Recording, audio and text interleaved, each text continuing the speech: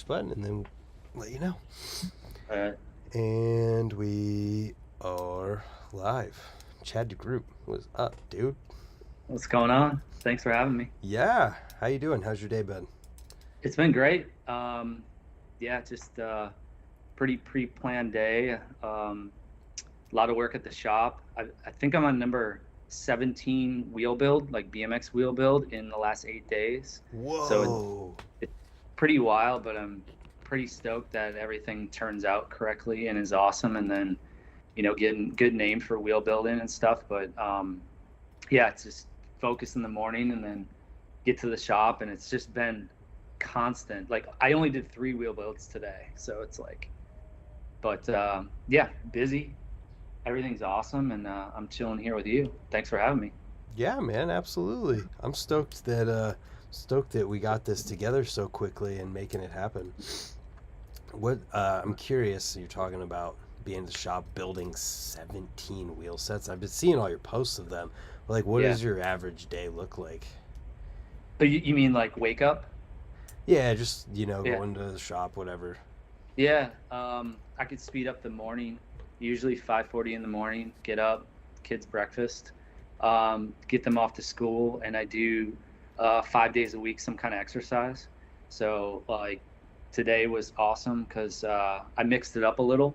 Like usually I do like core or stretching or um, certain yoga style exercises, and then 3 days a week I do hot tub exercise. But to ride, it's about 14 and a half miles on it's a road bike, but I have gravel tires on it. And it's just so awesome in the morning because it's Florida, and I don't know who's going to cringe on this, but it's like 50 degrees out. And I had to wear a beanie and long sleeves, and I had to put my hands under my shirt at certain times. Mm. So that bike ride gets me unreal stoked to start the day because I listen to podcasts and just interesting stuff. And I come back, and usually I'm messaging my wife on the way, you got to listen to this, and then get home, eat, and prepare to go to the shop. I get there about sometimes an hour early, which is 10 o'clock, open at 11 to 4. And then like today, I mean, got out of there a little after 4 to come home and clean the house and walk the dog and chill out. And I actually get home and I don't meditate, but I lay in bed and I can clear my mind. Mm. And anywhere from 5 to 20 minutes, I set a timer, and then just kind of have to say prepare for this little interview a little bit. So trying to do a little bit of homework and stuff. So That's cool, man. It's funny yeah. that Joe Sisman came in here, and while you were talking about your routine, he's like, "Can you tell us again what your morning meditation routine is?" Morning meditation isn't really meditation, so to say. I mean, it's morning meditation. I mean, it's the exercise. So I got to do something physical. And I usually, like even this morning, involved like raking the yard, couple cans of leaves. We have a huge backyard. It's at like a V. The front yard's small and the backyard's big, but um, certain times of the year, the big leaves fall, they're done. Now the small leaves fall. So it's like cleaning the pool, but any second I'm outside with our dog, it's like he's excited and he's like just loving it. And I feel bad, I'm gone a certain amount of time during the day. So when I'm in the morning, I'm outside with him, doing my thing. And even when I'm doing like hot tub exercise, it's like he's outside busy. But if we let him out, he sits at the door. So he's like he's like needy, like you gotta get out there. But so not necessarily like, I guess it is a meditation though. It's like go to a kind of different world. I put down the phone. That Mm. anyone can do that. I I'd like don't to know see if they more people can. do that. Yeah. Good luck. Good luck Yeah, trying. right. Yeah. So in all of that, what's BMX look like for you right now, riding wise? Better than ever. Think I've been a little bit slacking on some flatland side of it. There's a certain few spots that almost got taken away. So it's like home base is not necessarily there, like the good old ritual or routine place, but I've got other spots, but I feel like I need to have it planned and really be focused when I go ride flat. So I've been more into right now going to Candyland skate park because it's a mile from my shop, and just doing that. But I got a pretty big riding situation of like profiles coming out with a 55-year video, and I filmed for it, and I was stoked. I'm healthy, I'm happy with the clips, I'm stoked on everything. So it's like, kind of feel like I need that push, and it's happening right now. So I still have like a week. Matt might argue that to get the clips in, but you know, it's fun to have deadlines and stuff, and be pushed. So riding wise, like, I feel healthy and happy and awesome, and yeah, bring it on more. Yeah. Oh, I saw you take a drink. Oh, nice. Got to stay hydrated. Yeah, for every drink you take out of that, I'm gonna take one out of my cup. Okay. I really hope that you have one on the other side too, so that you can take drinks from both sides, because you got to stay extra hydrated. You have one on each. Hang on. But do you have one on the other side? No, but I could pretend so that you can, and then you have one under the desk too. Yeah. And you get. Yeah. Do you? I could go get another cup and put it there. No, I don't want to interrupt this. Yeah. Oh God, that's great. So let's take it back. Yep. I'm curious to hear your very first memories of BMX. It's pretty vivid. I mean, my older brother Todd, he's 2 years older than me. He came home with a crew of guys like Chris Rye and Jeff Hicks, and just like came home, and these guys are wearing like leathers and stuff. And by leathers, I mean like, if you know, you know, like matching stuff. And I was like, I had no idea. I mean, it's like hair bands were big. Like, you did your hair, you did your stuff. Like, you stood out. And in BMX, like, these two guys came over, and I remember them riding in our garage and, you know, just cruising around and doing their thing. And I was like, Todd, what goes on? And he's like, yeah, just, you know, go to school with these guys, and they seemed cool, and came over. And I was like, yeah, saw them riding in leathers, and I was like, I had to get leathers, you know. But it was like Chris Rye and Jeff Hicks. Yeah, it's pretty crazy. That's so sick. So were they doing Flatland? It was all Flatland. I mean, everybody did everything, but it's you're probably gonna get into the next question, like my first bike and all that. But my brother and I are like 1 year and 364 days apart. So for any kind of holidays or Christmas or whatever, we got kind of the same gift. So it was like, we got bikes for our, you know, for Christmas, and they weren't even cool, you know. When Jeff and Chris came over, it was like, we got to step up our game type thing. So yeah, and I remember Chris doing like a decade in my garage, kind of showing us in the grass, you know, how to jump over the head tube and everything. And it was pretty wild. And to this day, I think like the decade trick is one of the crazier tricks in Flatland and on a bike, and the variations and stuff. And it's like, that kind of stood out, and for good reason too. So yeah. So how old would you have been at that point, and how old would they? I was 12, and they were 14. It was 2 years difference. Wow, that's so cool. Yep. That's so crazy to think about, just knowing the legacy that would come after that. And it's I mean, Chris was into it for a while, like, I don't know how many years, but I mean, pogo tricks were huge. We all had to start with that, but you know, the confines of the winters and all this stuff like that, and the garages that are freezing, and where you're riding flat, and you know, and the actual 8-foot quarter pipe. You know, it was shortly after, like that summer, our friend built an 8-foot quarter pipe, and it was like, I remember painted white and green to match his Haro, and had a Haro logo on it. And they started the first freestyle team called We Be Rad, and it was like, I wanted to be a part of We Be Rad, you know. It was like, but you didn't, like, you rode curbs and did curb endos and you did stuff, but you rode an 8-foot quarter. It was Flatland and an 8-foot quarter, and some wedges and stuff. So yeah, kind of wild time. No doubt. That's a pretty big difference there. Yes, it's huge. But you wrote it all. You did it. Right. Right. And it's so cool to see that. Can you hear me still? Yeah, you're good. I can, yeah. Yep. Uh, it's cool that that's how things used to be, and I feel like there's a little bit of that still, but definitely nowhere near what you hear people talk about from back then. Like which part, the pogos or the Riding leather or everything. the... Yes, but I feel like if you don't, you should try.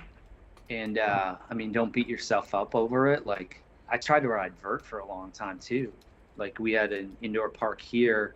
I mean, back in the day, like Rampage Skate Park in Iowa, they had what was a vert, but I think it was an 8 foot tall vert, which is, very small these days. But we even rode that and dropped in and did stuff. But I don't know. I don't think it was like it's just riding bikes and what's in front of you.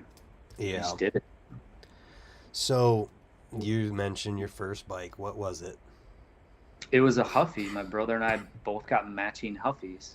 It was probably a buy one get one free, my parents or whatever. But um, we had matching Huffies, and it was crazy because we had them, and then we met Chris, and we're just like we go riding around town, and I remember vividly one night I started ghost riding my bike off this kind of like little gap. I didn't jump the gap, but I ghost rode it, and my bike broke. Oh, I came home. My dad looks at me and he goes, "Son, you left with one bike. You came back with two. Like because it broke."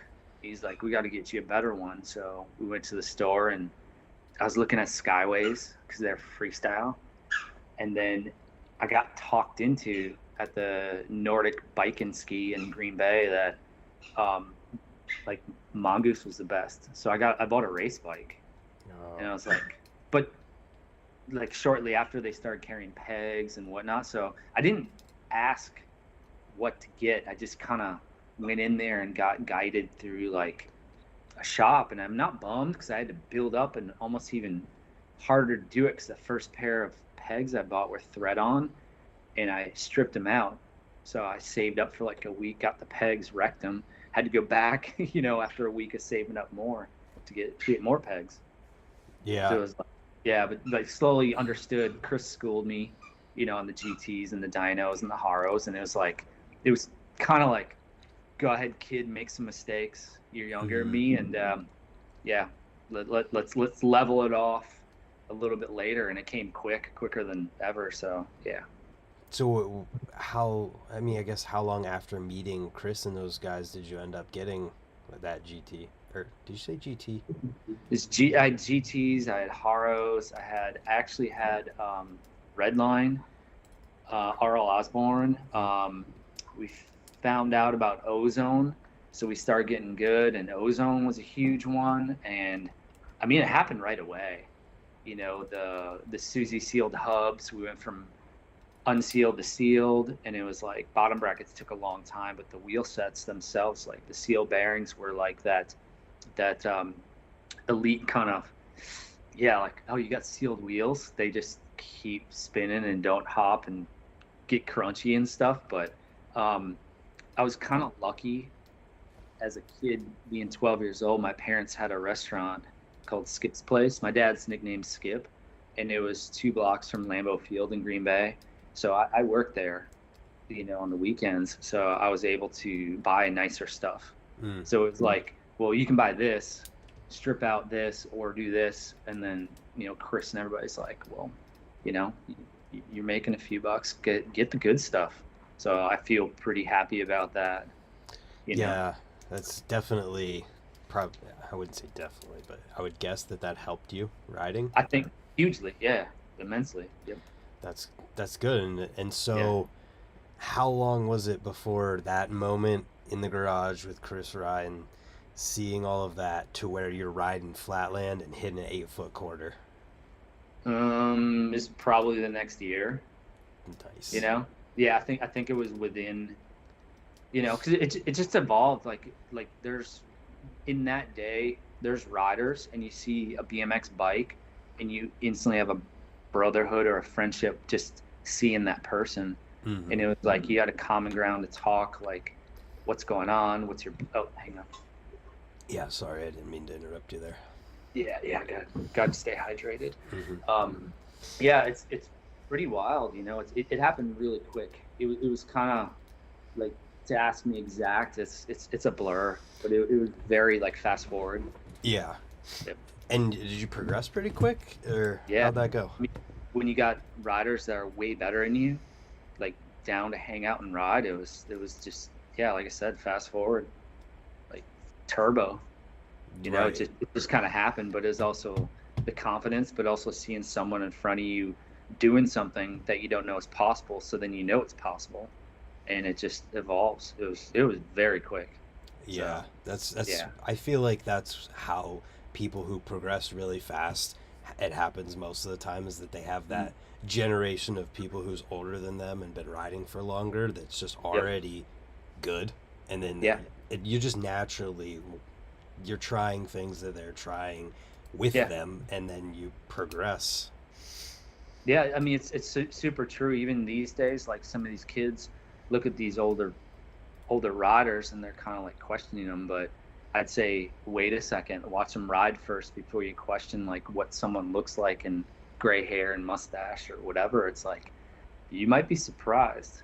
Oh, There's some older riders that are like definitely probably school a lot of people. So oh yeah, especially at the current day and age of BMX we're in, where the older dudes are just, there's more of them than ever, and a mhm. lot of them are killing it.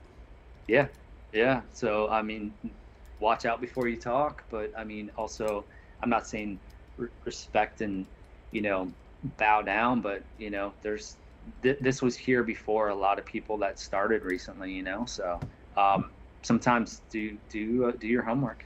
Right. Sorry, I have a random viewer asking a question in here. Terry Okay. Adams says, Chad, have you ever rode naked? Um, the furthest I got was down to my boxers, but and that was based off of like Chase Gwynn.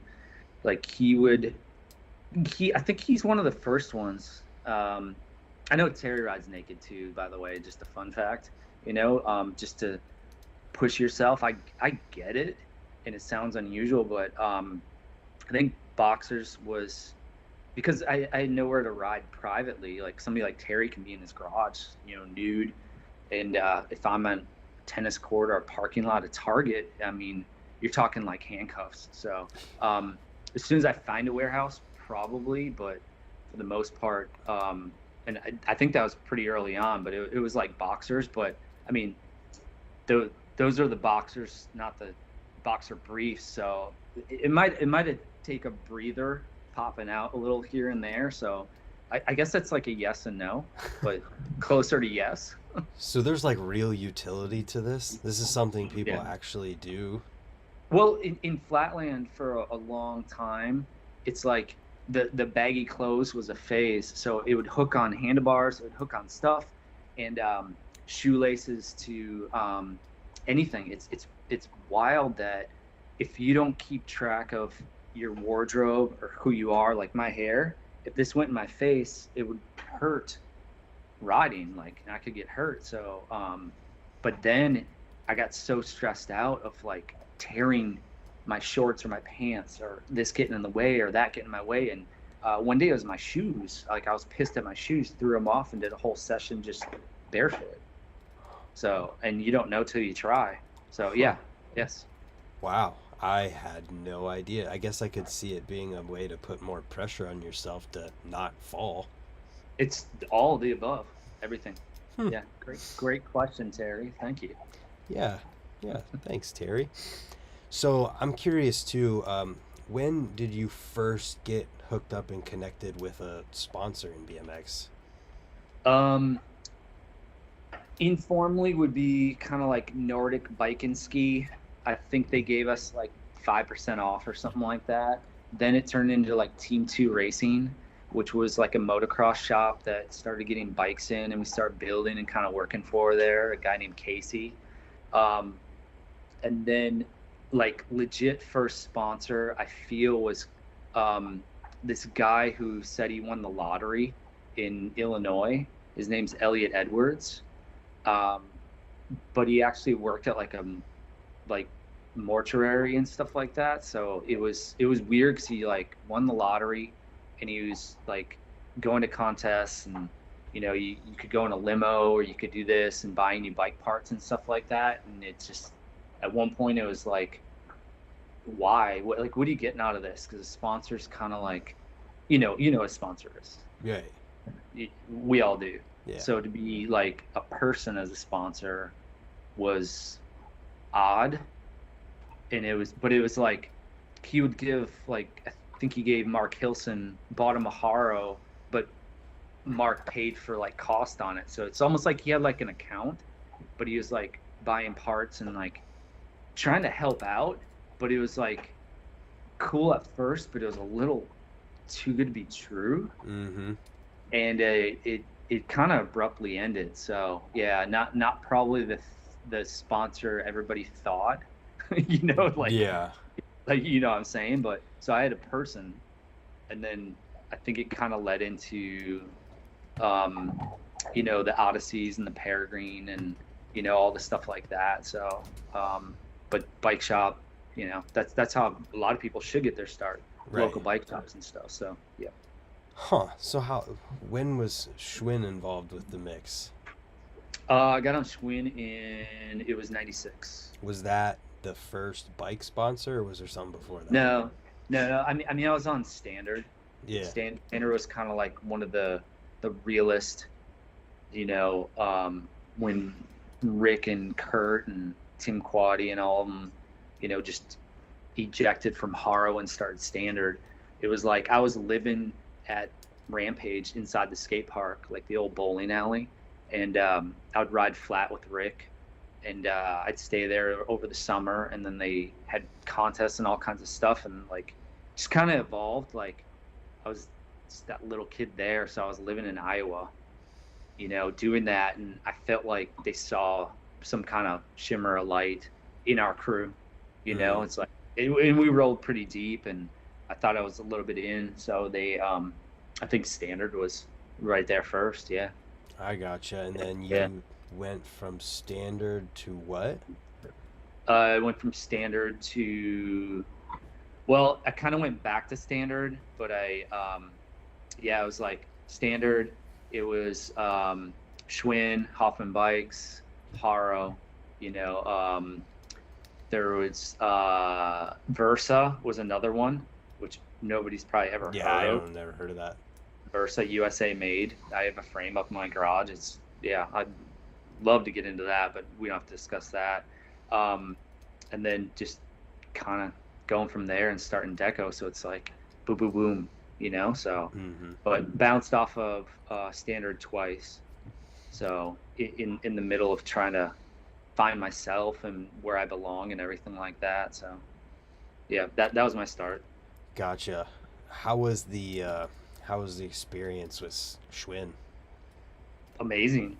Yeah. I was dangling there, and hit up John Paul Rogers, and knew Jay Miron was getting on, and like Dave Asado, and it was, what's wild about it is there was a trade show in Las Vegas, and we went to go ride there, and we were supposed to impress the executives at Schwinn. So Jay assembled this crew, and it was almost a test, but we knew we were going to pass the test because the assignments were easy, and it's like, so I think it was somebody having to do with Pova and somebody else building this ramp, this half pipe, and we drove it from LA to Las Vegas to do these demos, and when we're there, we killed it. Like, killed it. It was just like bringing this crew in was meant to be, and it was instantly like Jay started the Schwinn program, but I feel like it was just Jay, and you can do that because Jay is he's a monster. It's insane, and to have this crew assembled sparked the tour across the U.S. So we just went from there to fast forward a little bit. That night, I remember being at a strip club with John Paul and getting us lap dances, and then he whispered in my ear, he's like, you ready to sign? And I'm like, okay. So he's like, yeah, everybody kind of signed the next day, and we went on tour across the U.S., and it was like I slept on a mattress in the back of a dually, woke up, did shows, got to a hotel, we did stuff, and it was the greatest thing, you know, having Davis Sato as my bodyguard and Jay Miron as an idol, and a boss, and Pat Miller and the rest of the crew. It was insane. It was kind of surreal, you know, like to leave and then, you know, maybe have a few days off, and I end up at home, and I'm like, hey Dad, check this out. And I got like a bottle opener. He's like, oh, cool. I'm like, no, it's Schwinn, it's the anniversary, whatever, but it opens bottles, but it's also a spoke wrench. And he's like, okay, cool. And then I open a case, and it's Schwinn Phantom Ale. They made their own ale for the anniversary, and it was like 22 ounce. And I get it to my dad, and he kind of just cracked it open, and he's like, yeah, that's my boy, you know, like, yeah, you're my boy. Like Schwinn, iconic name, like bottle opener, brew, traveling, making a few bucks, making a name, and it's like, yeah, it's a proud moment for sure. It's great. What did your family think of BMX up to that point as you're coming up? You know what? A strong one is I was in high school. I was in pole vault, high jump, and everything like that, and it got pushed pretty hard from the coach. You know, you're going to get a scholarship. You got to stay with this. And I told my dad, I was like, as soon as I get my first sponsor, I'm quitting. And I did. You know, that Elliot Edwards, you know, and he's like, you got to go up to your coach's house and knock on the door and tell him you quit. And I was like, why? And he's like, because that's what you got to do. Like, he didn't say like that's what real men do, but he's like, but the coach lived 3 doors down from us. So I went up there, and he's like, hey Chad, what's up? I'm like, yeah, I just got to tell you I quit. I'm riding a bike. I got a sponsor. I'm going places. He's like, you're never going anywhere ever. And he just chewed me out. And I remember talking to my dad like a year later, and he's like, I'm so proud that you went up to him and said that, but I'm also proud that you actually did what you said, that I'm taking a step to do this and denying scholarships for pole vault or whatever. And pole vault was fun though. It was cool, you know, it was awesome. But my dad had like loved it, you know. But he also he didn't like question, but he also was like indirectly questioning, because like for school and some other stuff I got in a lot of trouble, and my parents grounded me a lot. And this is a key factor in like me riding flat and riding a bike, is they never took away my bike. They grounded me, but I was allowed to go in the street, and I had a beautiful street and a street light, and I rode hours and hours and hours and hours and hours. And I feel like to perfect your craft, you need to put in the time, and I feel I did, and it was based off of me, whatever trouble I got in, but they never took my bike away. They didn't, like, some parents and some people take away what's real meaningful, you know. And it's like, that was the most meaningful ever, and they saw that, and they'd go outside and just hang out and watch, you know. It's like, so I had no idea, but yeah, my parents, I owe it to them, so for sure. That's so cool to hear. That whole coach moment is so funny. I had a moment like that with our football coach in high school. I didn't play football, but my buddy did, and we went to there where they were doing two-a-days, and he was like, why don't you play football? And I'm like, because I ride bikes. I don't need to play. And he's like, yeah, you might ride bikes, but that feeling you get whenever you, on Friday night, you go out on the field and the lights and everybody. And I'm like, bro, you've never been 15 feet in the air on a bike before. Yeah. They don't get it, but yeah, I mean, it's some of those team sports, you know, are awesome. Yeah. But and some are not. It's all in the experience too. So, yeah, I guess I'm proud of my dad that he let me do all that. So, yeah, but he made me do it. He made me earn it. Yeah, and it probably that in itself probably influenced your path too. Oh, 100%. Yeah. Yeah, he had full support. He saw stuff happening, and then next thing you know, like like we're reading magazines, and I'm in one, and it's like, damn, like how many people get in magazines? Which people listening to this might be like, what's a magazine? but, but for the most part, it's like, yeah, that was like the goal, and it just started happening. And Yeah. so Did you have many sponsors outside of bike sponsors? you're talking like Red Bull or Just Power Bar or anything outside of a bike. yeah. I mean, Would that look yeah, like? like Red Bull and Power Bar are two big ones, or Cliff Bar. Yeah. Those are huge. Not completely related to bike parts or anything like that. So Yeah. trying to think anything else. Through Schwinn, it was like Arizona iced tea. You know, on Haro we had Adidas and Lee pipes and Bob stores and stuff like that. So there was some stuff associated with teams, but yeah, I mean, there's some stuff. I think there's a couple other ones.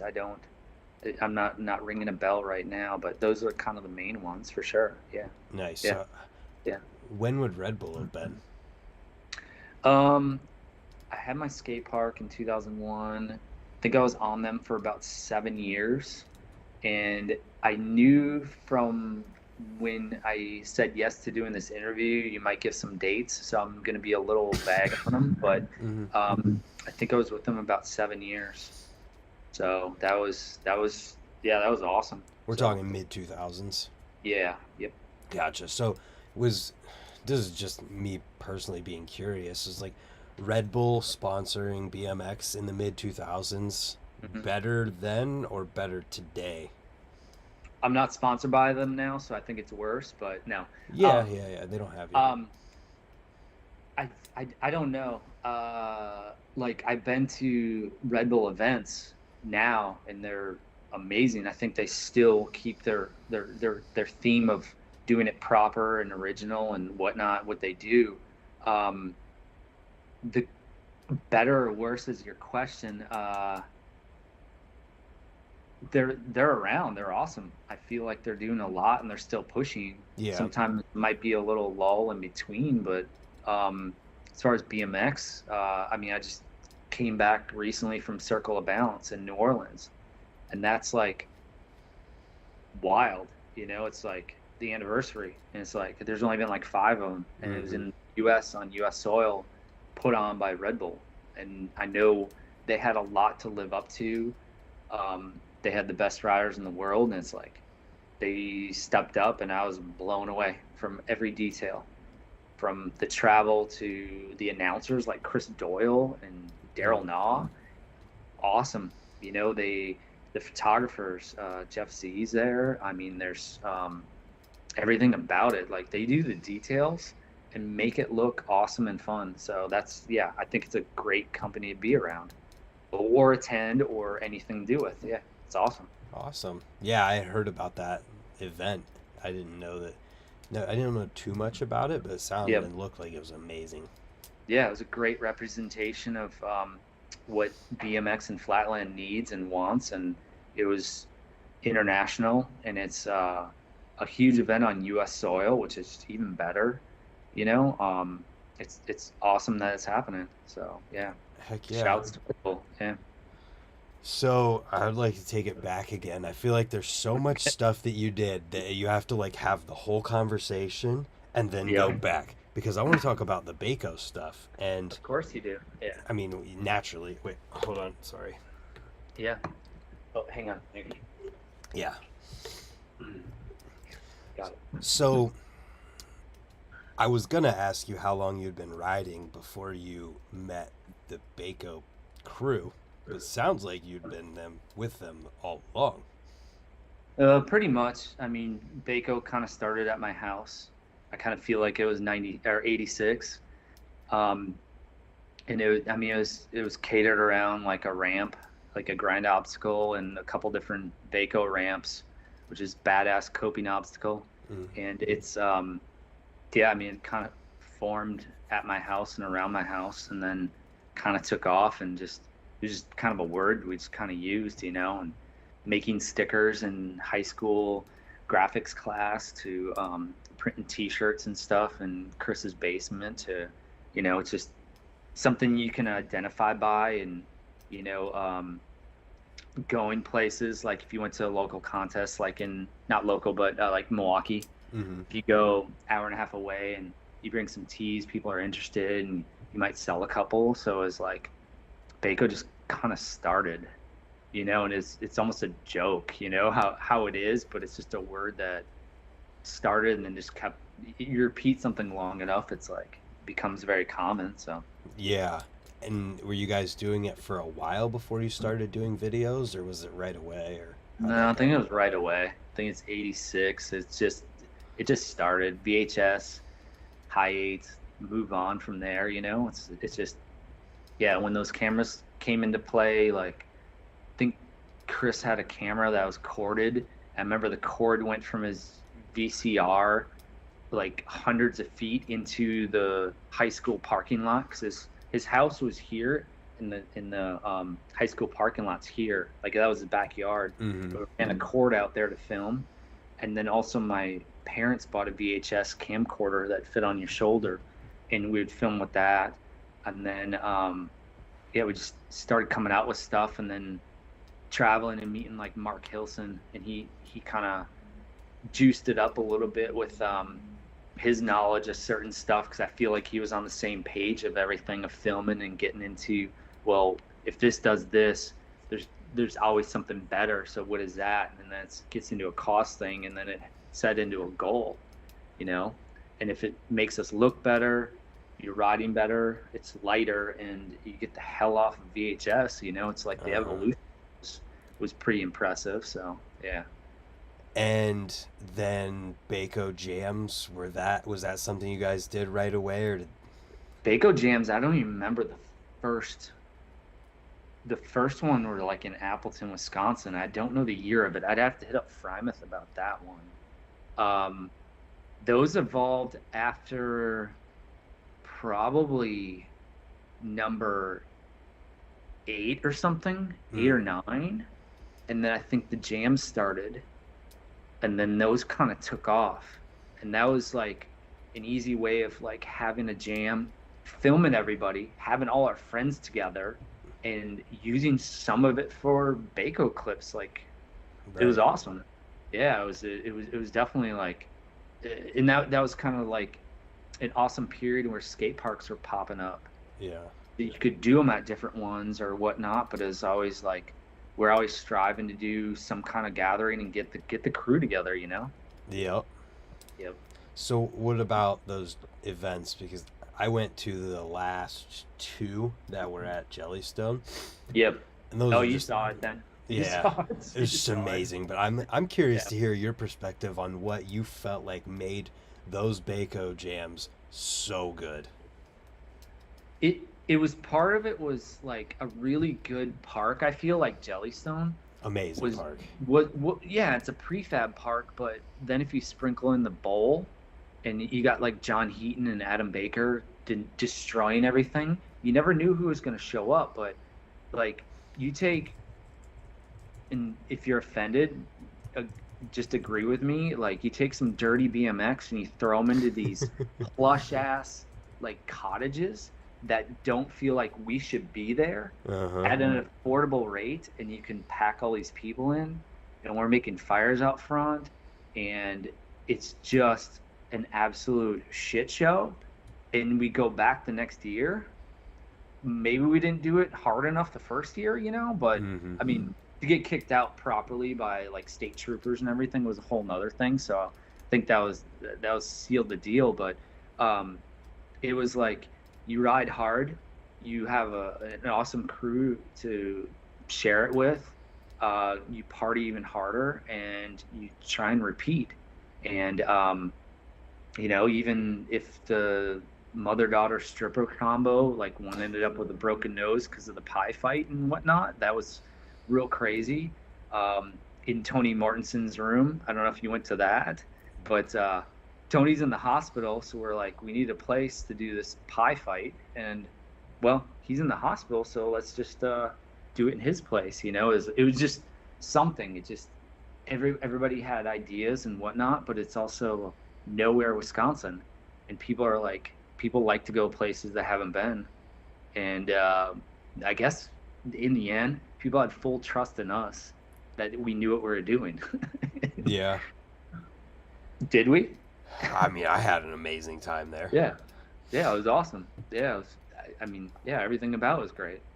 The only thing I didn't understand was how they were able to keep happening until that park got torn down. Like, with all of the insanity, how it was able to happen again.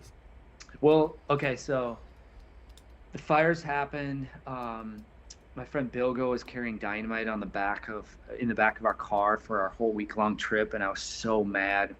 I was like, "You tell me there's a stick of dynamite near my back this whole trip?" He's like, "Yeah, it's cool, huh?" And I was like, "No!" And he strapped it to a tree, knocked down the tree, and that was firewood for the night. You can't hate that. The next morning, people are waking up, going down the water slides because they turned the water slides off, but on their bikes. Then we find underneath all the cabins is like crawl spaces that's probably like 4 feet high, so not high enough to hang out in, but we're all going from cabin to cabin through these like almost like catacombs like in Paris and partying down there. And it was like, so it changed ownership from what I heard in between those years. So when we reapproached it, they started up the skate park again. They're like, "Hey, we want to have this jam here," and they're like, "That sounds awesome," because they didn't know anything about the year before. So it was almost like that reset button. Yeah. And then it was like, okay, but everybody else is just like, they like this. They didn't know. So if you don't know, then you don't know what happens. And then it was like chaos because it was so built up. It's kind of essentially the Swamp Fest, what Trey does. It's like each year you go expecting this. Well, you go to that, and then you're like, "Oh, we're going back the next year because they're having it." They didn't know it was like a new owner, so it was like, yeah, it worked out perfect. So it was meant to be. Wow, that is so funny. Yep. How many of those happened there? The Jellystone, I think there was just 2. Oh, I had no idea. Maybe no. I think there was 3. Okay. Yep. Yeah. They're awesome. They were great. That was fun. That was a good time. Such a good event. Yep. And then after that, there was one at Four Seasons, I can remember. But yep. And then I did a few at my skate park, at Mesh Skate Park in Longwood. Yeah. So we did, I think it was 2 there, and those are during Halloween, because we tried to nail the Halloween jam, where in Appleton it was awesome because it was like the teeter-totter of the weather. And then down here, it didn't matter. Yeah. So it was like, and then I had my own park. So it was like, everybody stays at the house and whatnot. So yeah, a couple in Appleton, couple at Jellystone, couple at my park. So yeah. And then the ones in Milwaukee, I've actually never attended. So I feel bad about that, but it's like, I was hoping it'd spread more and do more, but Dave kind of ran that stuff. So. Yeah, but I never went to one of those. I gotcha. Yeah. So has there been any kind of talk or anything about any more or any videos Always. or anything? Video-wise, I'm not sure. Baco jams, we can do it any time. It's just, it's funny how you can take something that's like, it didn't retire, it's not done. Yeah. It's just when. So we just haven't figured out when. So... yeah, the right time, the right place, it'll happen. Sick. Yeah, it's a good feeling knowing that, Oh yeah, for sure. Yeah. So in all of this, at what point, and I'm not necessarily asking about a year, but at what point in all of this journey did you end up making the move to Florida? I moved down here, I think it was 95, 96.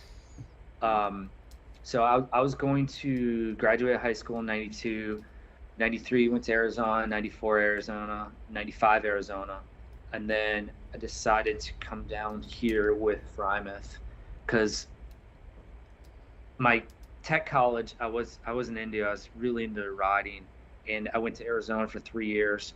So I was like, let's try Florida. So we came down. We had jobs at Disney before we even stepped over the border, because like Aaron Banky and Rob Nolly. So we were staying with like Pete Augustin and staying right downtown Orlando with some friends. And we were sleeping on floors till we for sure got the job. But we knew we had the Disney parade. It was like the 3 o'clock parade every day. You had to wear Mickey Mouse shin pads and helmet, ride our bikes over a moving float, like a moving box jump and stuff. But Dave and I knew we had jobs, so we signed a lease down near Disney Springs, what's it called right now? And we stayed there. Like we had a 2-bedroom apartment there. Ken and Harkins living with us.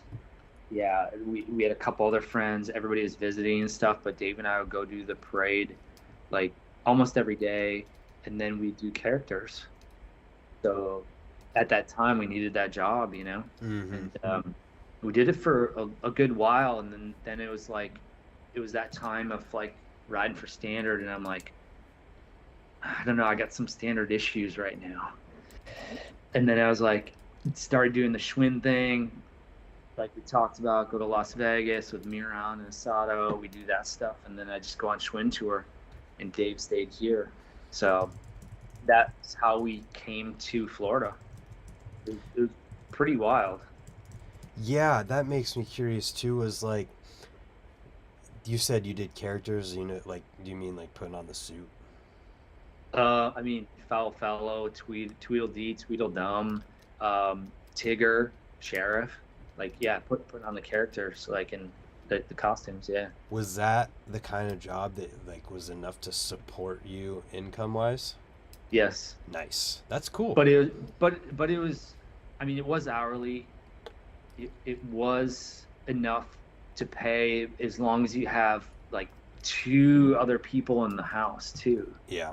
You know, but I believe, and I have to check with Dave about this, is like that apartment gave you a better rate because you're a Disney employee. So, and the whole complex, I believe, was all Disney employees. So it's kind of wild. I don't know if Disney owned it or what, but yeah, we made enough to do that there. And you know, I don't think I did any other side jobs. It was definitely Disney, and I think Dave worked for his parents and stuff like that, doing painting. So I think when he came down, he had a few bucks, but you know, a few bucks is not a lot of bucks, you know. But yeah, I don't remember, like, I mean, it wasn't luxury, but you know, it's like I had a pull-out couch. That was my bed in my room, and yeah, I think we got that off the side of the road or something. So yeah, BMX life. Yeah, it was good. It was comfortable. Yeah, so I mean, it sounds like you were in Florida for a while before the skate park stuff started. Yeah, so that's 96. I'm on Schwinn, do that whole tour, and I'm like, got a paycheck. There's no bills, and then you get a paycheck. So if you're not like spending money really on food or anything, you're just kind of banking that money. And it's not a lot. You're talking hundreds, few hundreds, and it was awesome. But I ended up getting hurt at Woodward. I broke my back, and then I went back home to my parents, and I was like, I got healed. Everything was good, and I was like, I really did like Florida. It was like the beaches, the people. I was riding for UGP. There was, and I was trying after that, you know, to get on GT, because I'm down here with Nolly, you know, Brumlow, to, you know, all this crew that's the GT crew, you know, the Banky and everybody. And I'm like, I want to go on tour again. And I just started like butting heads with Schwinn a little bit. I think I got a little bit of an ego going. You know, I'm making money, winning contests, magazines, all this stuff, and it was awesome. So I didn't get on GT, and then I was like, all right. And I went back to standard, and then it was like, oh God, what's going on? And then, start bouncing around. And that's right around, I believe, the time X Games came out. So it was like Hoffman sent me there on a white Big Daddy. Did that for the contest. That's it. And then, then it was like kind of started off with the Haro stuff. And right around the Haro time was when I started my skate park in 2001. Mm-hmm.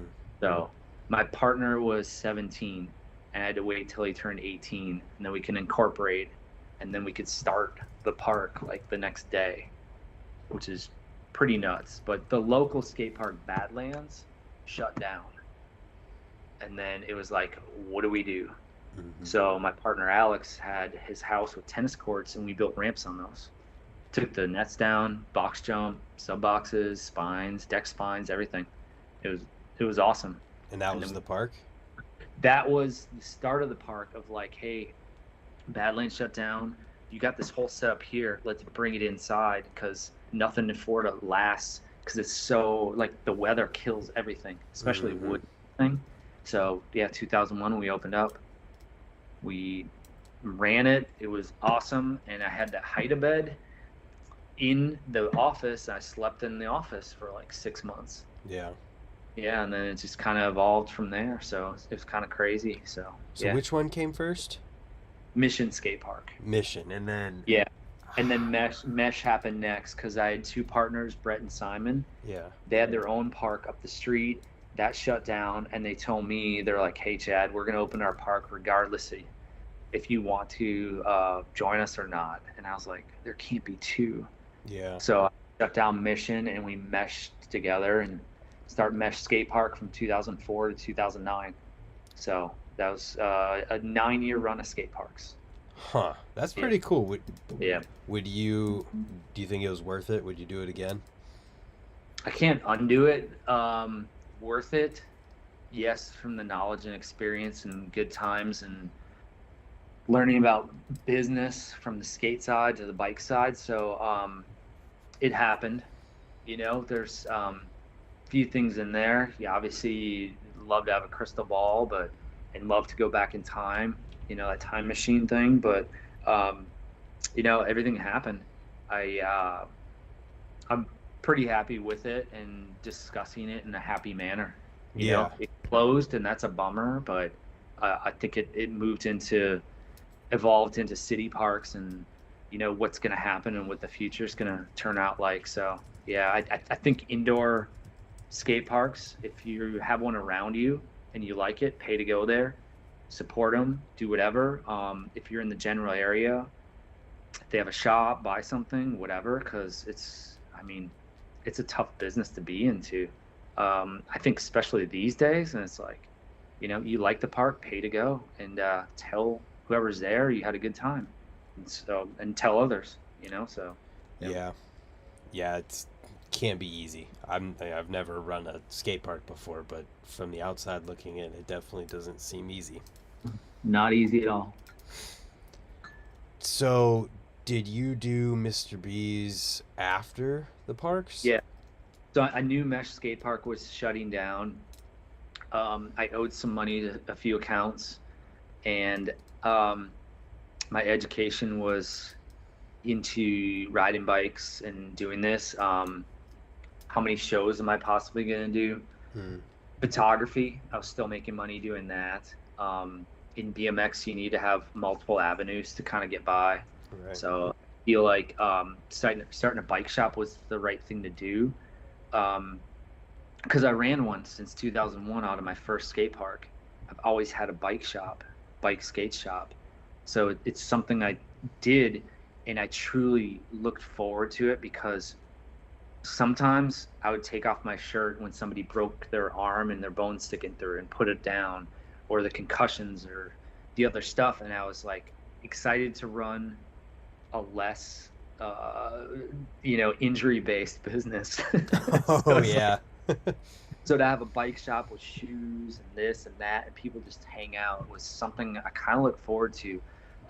The reason I put my shop where it is because the city of Longwood was starting their own public skate park, and it was only a couple blocks from my shop. Oh. So I figured, which was a couple blocks from my skate park. So if they opened and I had my skate park, everybody's going to go to the free park instead of my park. So it's going to go down eventually anyway. Yeah.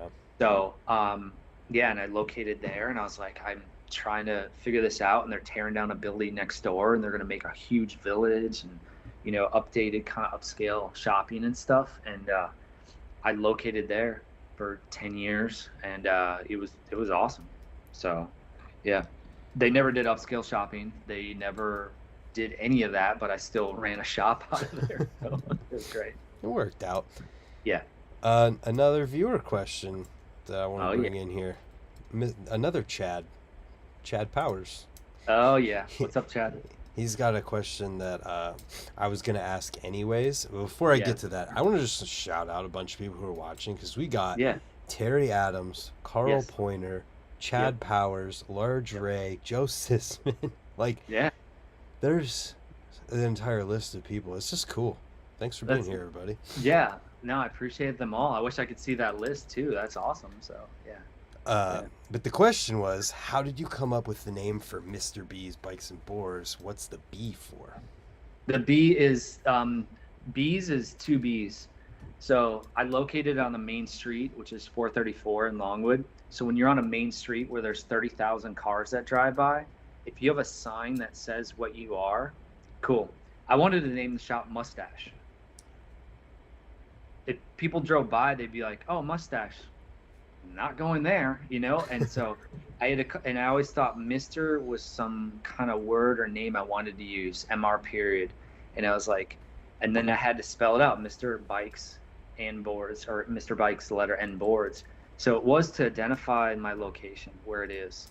And then I I don't like the name, and it got shortened into Mr. B's, which I love it, you know, and it identifies the bikes and boards side of it. So that's pretty much in a nutshell what that is. Gotcha. Yep. And you've been running that for a while. That's 13 years. Yep. Nice. Well, congrats for having a bike Thank shop you. for 13 years. Thank you. It's not easy, I know that. No, that's another hard one too.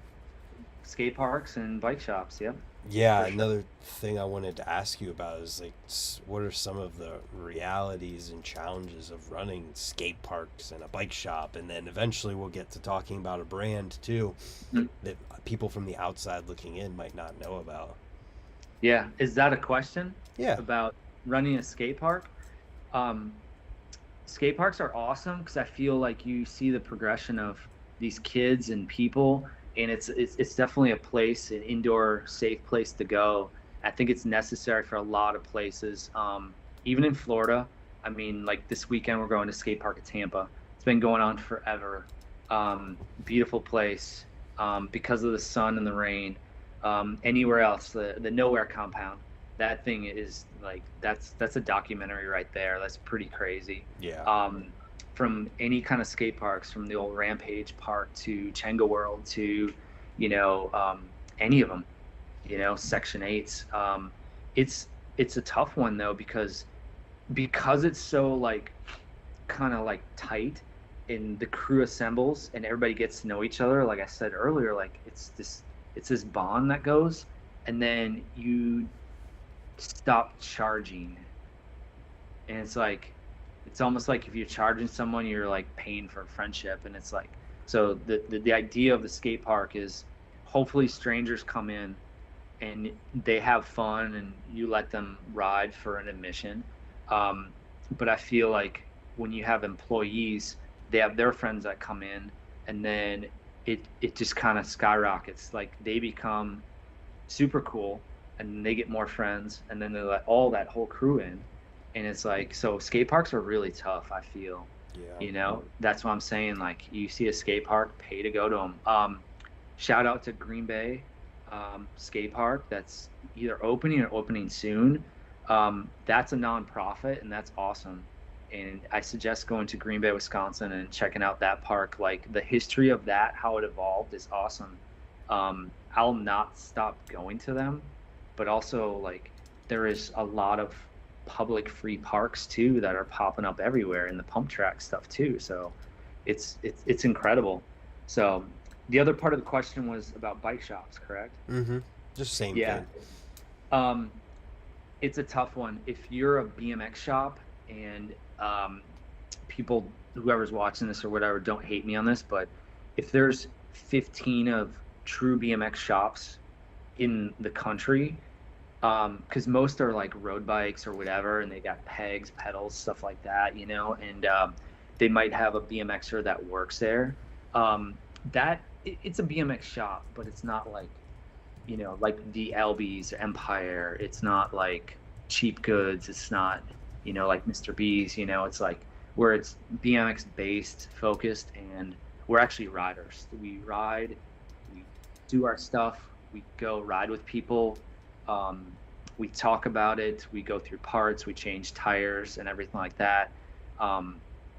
I feel like BMX only shops is another tough, like in the skate park category. Yep.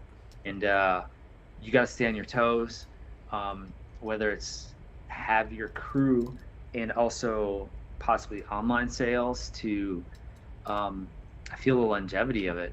Like somebody starting a BMX only shop, it's pretty wild, you know, like Clay at Pusher, he's killing it. He's doing awesome. But a little bit close to him is Pedal Action. They started a little bit later, you know, and it's to see from 1 frame to 10 frames and stuff like that. It's like, you know, the BMX shop is wild. Like, get educated. Like, learn how to work on bikes. Mm-hmm. The 26-inch tube goes in the same way as a 20-inch tube. You know, like, there's a lot of similarities in the stuff. There's a lot of stuff you can learn by just buying a bike or just researching it and doing it. And that equates to, like, I do full service. So I have people come in, I do a lot of repairs. Like I said earlier, I did a lot of wheel builds. Well, I've worked on more road bikes, beach cruisers, and bikes that look like they've been in the bottom of a lake for the last 4 years. And that helps too, you know, like it keeps you busy. You're always learning, but your shop has to have all the tools. Get those reviews, get that stuff going, but it's also being honest and kind and nice to customers too, which I don't know. I think there's a big ego in some of this stuff and it's not necessary. So, yeah. Yeah, that makes sense. I was going to ask you about what types of stuff you do with Mr. B's. Yeah. How much of what you're doing would you say is the repair side of things? As of like since COVID, Yeah, just now currently. I would say about 70% repair, but it varies per day. You know, like we have the tourism here too. You know, there's a lot of people from Brazil, South America, or just coming into town, going to Disney, that want to see a BMX shop, want to ride Candyland, or see what the place is about. You know, there's a lot of BMX in Longwood. Yeah, I mean, lately it's been a lot of repairs, but it's also, we carry good brands too. Mm-hmm. So people come in, and I love this. I learned this from Mesh Skate Park. When you walk in Mesh Skate Park doors into the shop, we had the shoe wall, we had the clothing, we had the bike area for repairs, and it's like more than 90% people went, damn, you know, I like this, but I want to like support and buy something here. And I like when people come in and they go, yeah, this is what I was looking for. Yeah. Like not necessarily a part, but like that feeling. We have a pool table. So they walk in, they're like, yeah, it's not hardwood floors and everything's perfect and prim. It's like, it's a little seasoned and salted. And it's like, I think people walk in and they're just like, they feel at home. So you have to make that. And that doesn't happen overnight. Right. So It's a community and something you work towards the Completely. vibe of Yep. the place. Yep. I think that covers it pretty well. Okay. Well, is there anything else about, I mean, obviously there's a board side of it. Do you guys Mhm. do you do a lot of that? We do. The longboard side of it is pretty awesome. Like we have bike paths all. Oh, sorry. You better do 2 because you missed one of them. Did I? Mm-hmm. Okay. there's a lot of bike paths around the area, Okay. like that all interconnect and everything. And then they even go by Candyland Skate Park, which is cool. So the longboarding, nobody gets in trouble, like safe longboarding on these asphalt paths. I think we sell a lot more of trucks and bearings, in the stuff like that. Deck sales pretty low, but complete boards, like street skating boards, we do quite a bit. So I feel like that's getting people into it, and hopefully they come back, and they're switching out parts and whatnot. So, but there is a couple skate shops, in Orlando they've been around forever, and they're awesome, like board walls and stuff. I don't have the space to have everything, Yeah. but I still have, all the love for it and whatnot. And we work with the skate community to enhance the park and do stuff. So, but it's a lower percentage at the shop for sure. Yeah. So, I was actually going to ask you too about the whole Candyland skate park thing, because you've had quite a lot to do with some of that stuff, haven't you? 100%. Yep. Yep. Yeah. Shoot. I was just like, from the start, were you involved? It started with some grade school kids. They went to the city, started doing some meetings, and next thing you know, the city gathered some money together and bought all these prefab ramps. They sat for probably time-wise, like, I don't know, 6-8 years. So the work was done, but they had nowhere to put them. Mm. And so by then, these kids are out of high school, and it's like they either didn't care or they didn't remember that they did it. And so we found out about all these ramps just sitting there. I mean, they're actually okay ramps, and there's still some there right now. So we're talking a long time ago, and we started going to meetings. Like you set up the meeting. It's once a month, City Hall, and you go there and you can sign your name in. You got 2 minutes to talk, and it goes to the advisory board, and they discuss it, and that goes to the commissioner and the mayor. And to learn about that's pretty incredible. So we started going with heaps of people. Where it's like standing up, the Jeff Honeycutt's coming with the Austin, his son, and it's like, so it's not just older people, it's younger people, and then you look around and it's a sea of people, and everybody's talking, and it's like we don't all need to talk, we all have the same kind of message to give out, and that was our message. But we can roll deeper if you want, or to acknowledge it and then give us next month, like we'll come back and let us know what you think. And after one meeting, something happened, and it was like a huge grant. If you know anything about cities, it's grant writing. It's there's money out there. There might be a $3,000 grant to $500,000. One came in, and they picked a location, and it was next to these baseball fields. It's Candyland complex, and they poured the cement. And then a couple days later, they put the prefab ramps on there, and that was the start of Candyland. And when we went in, we're just like, just it's never enough. Yeah. Like in BMX, it's like, well, that's cool. What's next or more? And so I started meeting, city officials, this and that, and then and our mayor too is pretty damn cool. He's Matt Morgan. He's an ex-WWE wrestler. He's about 7 feet tall. Yeah. And he's an ex-drug addict and whatnot. So he's like, he's invested into bettering his life with his community and stuff. So on a side note, we called him out to jump our wedge ramp one time in front of the shop, and he jumped it and ate shit and said hi to everybody and left, but he's a man of his word. But like he's at all the meetings, and he's the mayor, and it's kind of who and the next thing you know,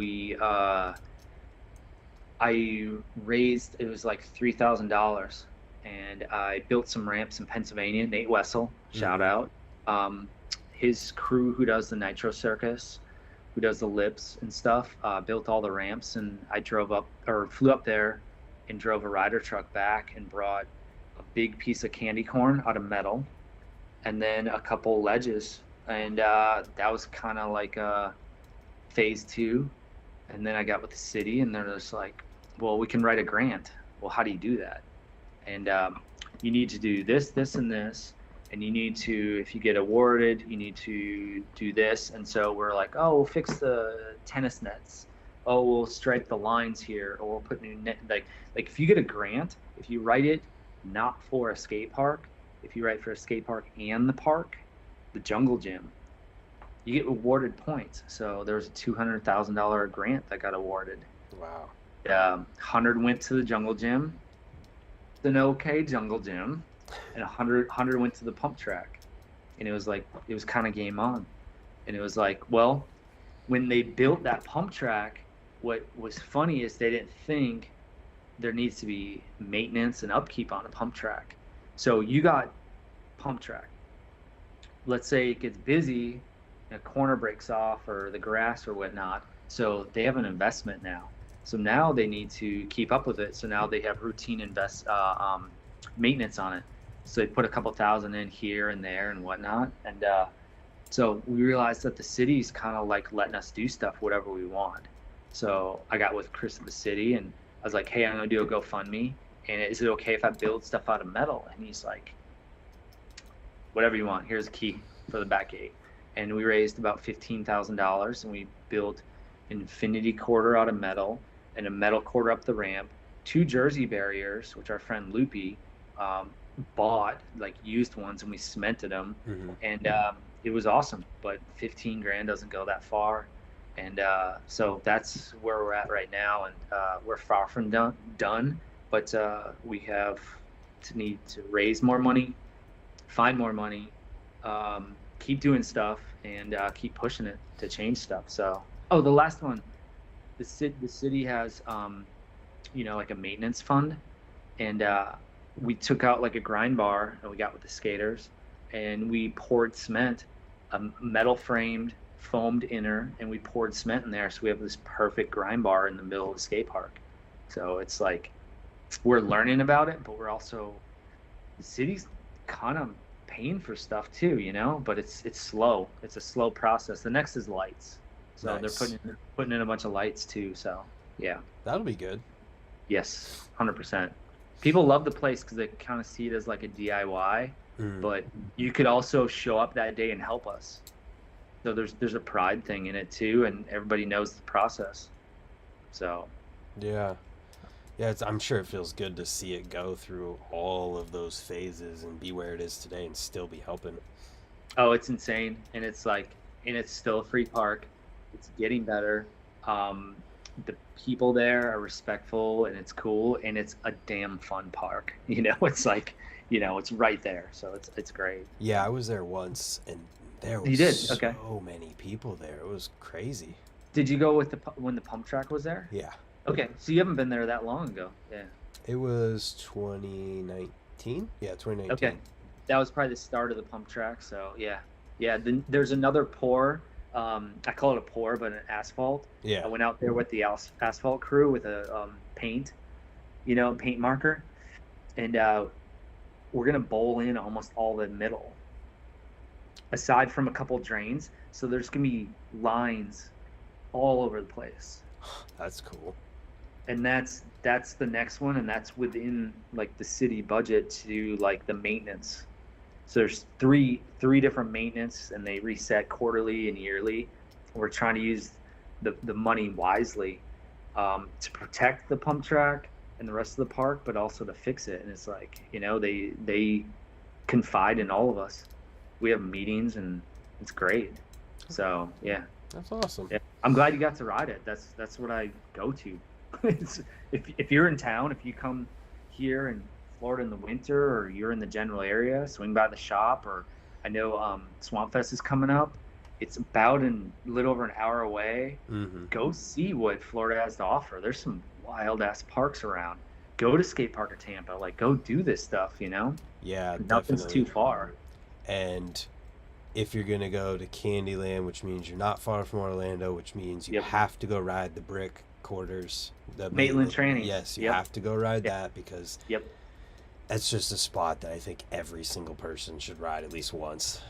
It was wild. Like when we cut the bars off to begin with, probably 20 years ago. Yeah. It was like, we can't let anyone know about this. And then on the homepage of Skate Park of Tampa was a picture of it and directions to get there. And I was like, no. And then not like, I don't know of anyone that's ever got a ticket. I've never been stopped by the police.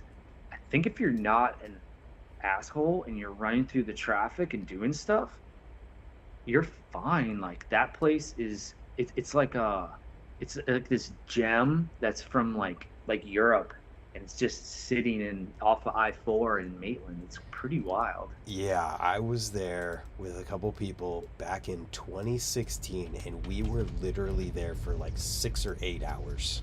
Yeah, see, And there wasn't a single, like, I'm sure Yeah. cops drove by all day long, Yeah. people walking by, and Yeah. no one cared at all, and we just had an awesome day.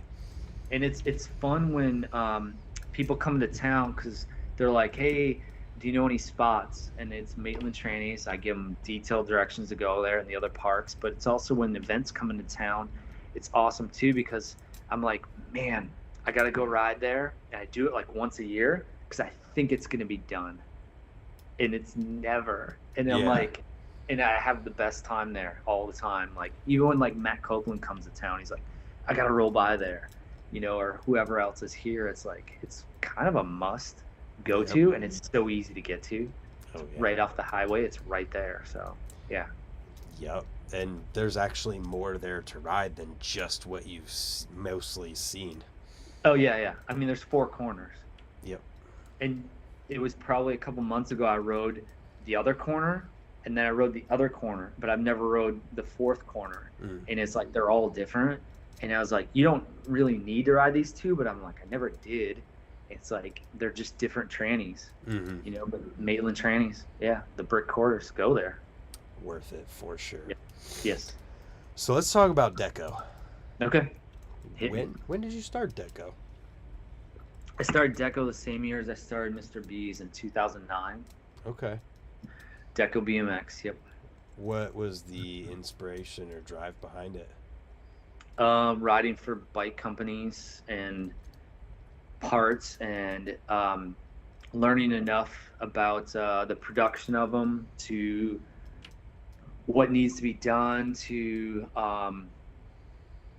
just doing my own thing. It was kind of time of like, I've ridden for a good amount of companies. I've seen a lot of stuff, and it was like, I felt like that was like, I could do that standard bikes kind of thing. I could do that, you know, and I did. Yeah. Yeah, it was I guess I got bummed on how I got treated on a bunch of different stuff towards the end of different sponsorships. And that's why people leave and move on. Like, get educated, understand, do your own thing, name a brand, create a brand. And I had a lot of help, you know, which was awesome, because UGP was distributed, and we distributed in the US like BSD, and we were doing all that stuff. So I saw, you know, the Taiwan side of it. I saw how it worked. I saw the bike shops. I saw it all, and it was like, I can definitely do this. You know, I'm not trying to take away anything, but I feel like I just wanted to do it myself. Yeah. You know, create my brand. Like, and it was such a fresh start from the skate park to start a bike shop and a bike company. Same year, same date, same everything. Incorporated the same date. Like, I just did everything all at once. And it was like, it was fun. It was a complete flip-flop from massive skate park to this. And I'm like, this is my new chapter. This is what I'm gonna do. Hell yeah. And Right. what all the stuff have you guys done through the years, parts wise? I got on Profile right before I started, so I never wanted to touch any of their stuff. Right. Like, in Taiwan, you can make anything. You can open a catalog and Right. I have a bike brand, and you just pick out. And I was like, I didn't want to do anything they did. So I know I wanted frame, forks, and bars, and then with that comes headsets and bottom brackets. Brake cables were a huge one, because I took, I don't know how long, probably 10 different samples of brake cables to make the correct front brake cable that works correctly. It's the same one I've used since 2009. Awesome. You run front brakes, this is the one. But I only make it in black, so you're gonna have to wrap tape around it to get a different color or whatnot. But I'm stoked on the brake cable, and then into like pad sets. I've made I got into pegs, like street pegs, the combo peg, but I also make a flatland peg, and it's made in St. Petersburg, which is ironic because that's where Profile is. Yeah. But I make it through a friend who is in the gun industry. So I make one of the lightest, strongest flatland pegs, 2 different styles, and I get it anodized in Orlando too. So learning from Profile, I want to do something similar, but they're not making pegs anymore. Like they made it some, but and it was like, so I definitely don't want to step on anything they're doing. So yeah, and then seats were a huge one. Seat posts obviously go with that, the pivotal. Yeah. Never got into stealth or tripods. Stealth's okay because it is, pivotal, but did a lot of that. Seat post clamps, and then I had a tire mold, and I was ready, but it's a couple sleepless nights and probably whatever the cost is times 2, and I couldn't do a tire. So the tire is still the dream. So, but that's essentially what Deco is, and t-shirts, hats, and stickers, and a cool vibe. Nice. A huge product we provide, the cool shit. Yeah, so what is like the current Deco that people could get? Currently, I've got headsets, bottom brackets, cables, pad sets. I make hip packs. If you're cool, you'll buy a hip pack. Pegs, flatland pegs, street pegs, and that's it for now. I do make some handlebars, Terry Adams signature bars, and they're made through S&M. Nice. So that's pretty cool to do that. I'm wondering if I should do more bars. Handlebars have kind of increased in price, but if you want some Terry Adams bars, they are out on the market. So yeah, doing that. But with COVID hitting, I haven't made a frame or fork in 3 years, and it's just, it got more expensive. It's tough. I am hoping for summer come back out with like the full line that I had. So yep. Nice. Yeah, that's awesome. Kind of a rebuild this year. Cool. So, that's good to hear. I was going to ask you what 2023 looked like for Deco. Yeah. Guys. It's looking good. Like we had distributors across the world and shops everywhere. It seemed like it went down, like almost done. And it's like, just to get the support I have now is awesome. A handful of shops. We still don't have any distributor aside from Profile. You can get Deco parts from Profile, so ask Matt when you're placing orders, which is cool. And it's just, like I said, the hope to rebuild. It kind of needed like a reset. At the peak, I had 23 riders I was helping out. That's pretty big for kind of a small brand that doesn't have complete bikes and doesn't have everything. And I don't know, it just kind of evolved, like they're all awesome in their own way, all those riders. It's definitely less than that now. So, and I mean, it changes. That's what it is. Right, and some changes, time and whatnot, and Taiwan too. So, but yeah, it's awesome. Every day I wake up and work on it. I do a little bit every day. So nice, man. Yeah, you are kind of, you got your irons in every fire when it comes to BMX, doing all this stuff. I try to. I mean, aside from that, not to brag, but doing judging. Yeah. We just judged that USA BMX freestyle thing in Oviedo, Florida. Sponsored by, Mongoose and Snafu and whatnot. But our crew went out, Matt Copeland and me and Brian Kaczynski were judging. So doing that and doing work with the city, to improve skate parks, getting with the skate shops to make other skate parks awesome in the community. And I haven't done a show in about 3 years. That's the only thing, like, kind of miss that. Yeah. Because Rob Nolly and BMX Trickstars, like, it was Scott Weaver and me doing the Flatland and announcing side of it. And it's like, but I feel like I'm still doing all the same stuff, but COVID kind of put a wrench into a little bit of it. So yeah, you got to have different avenues. Right. You gotta do multiple things.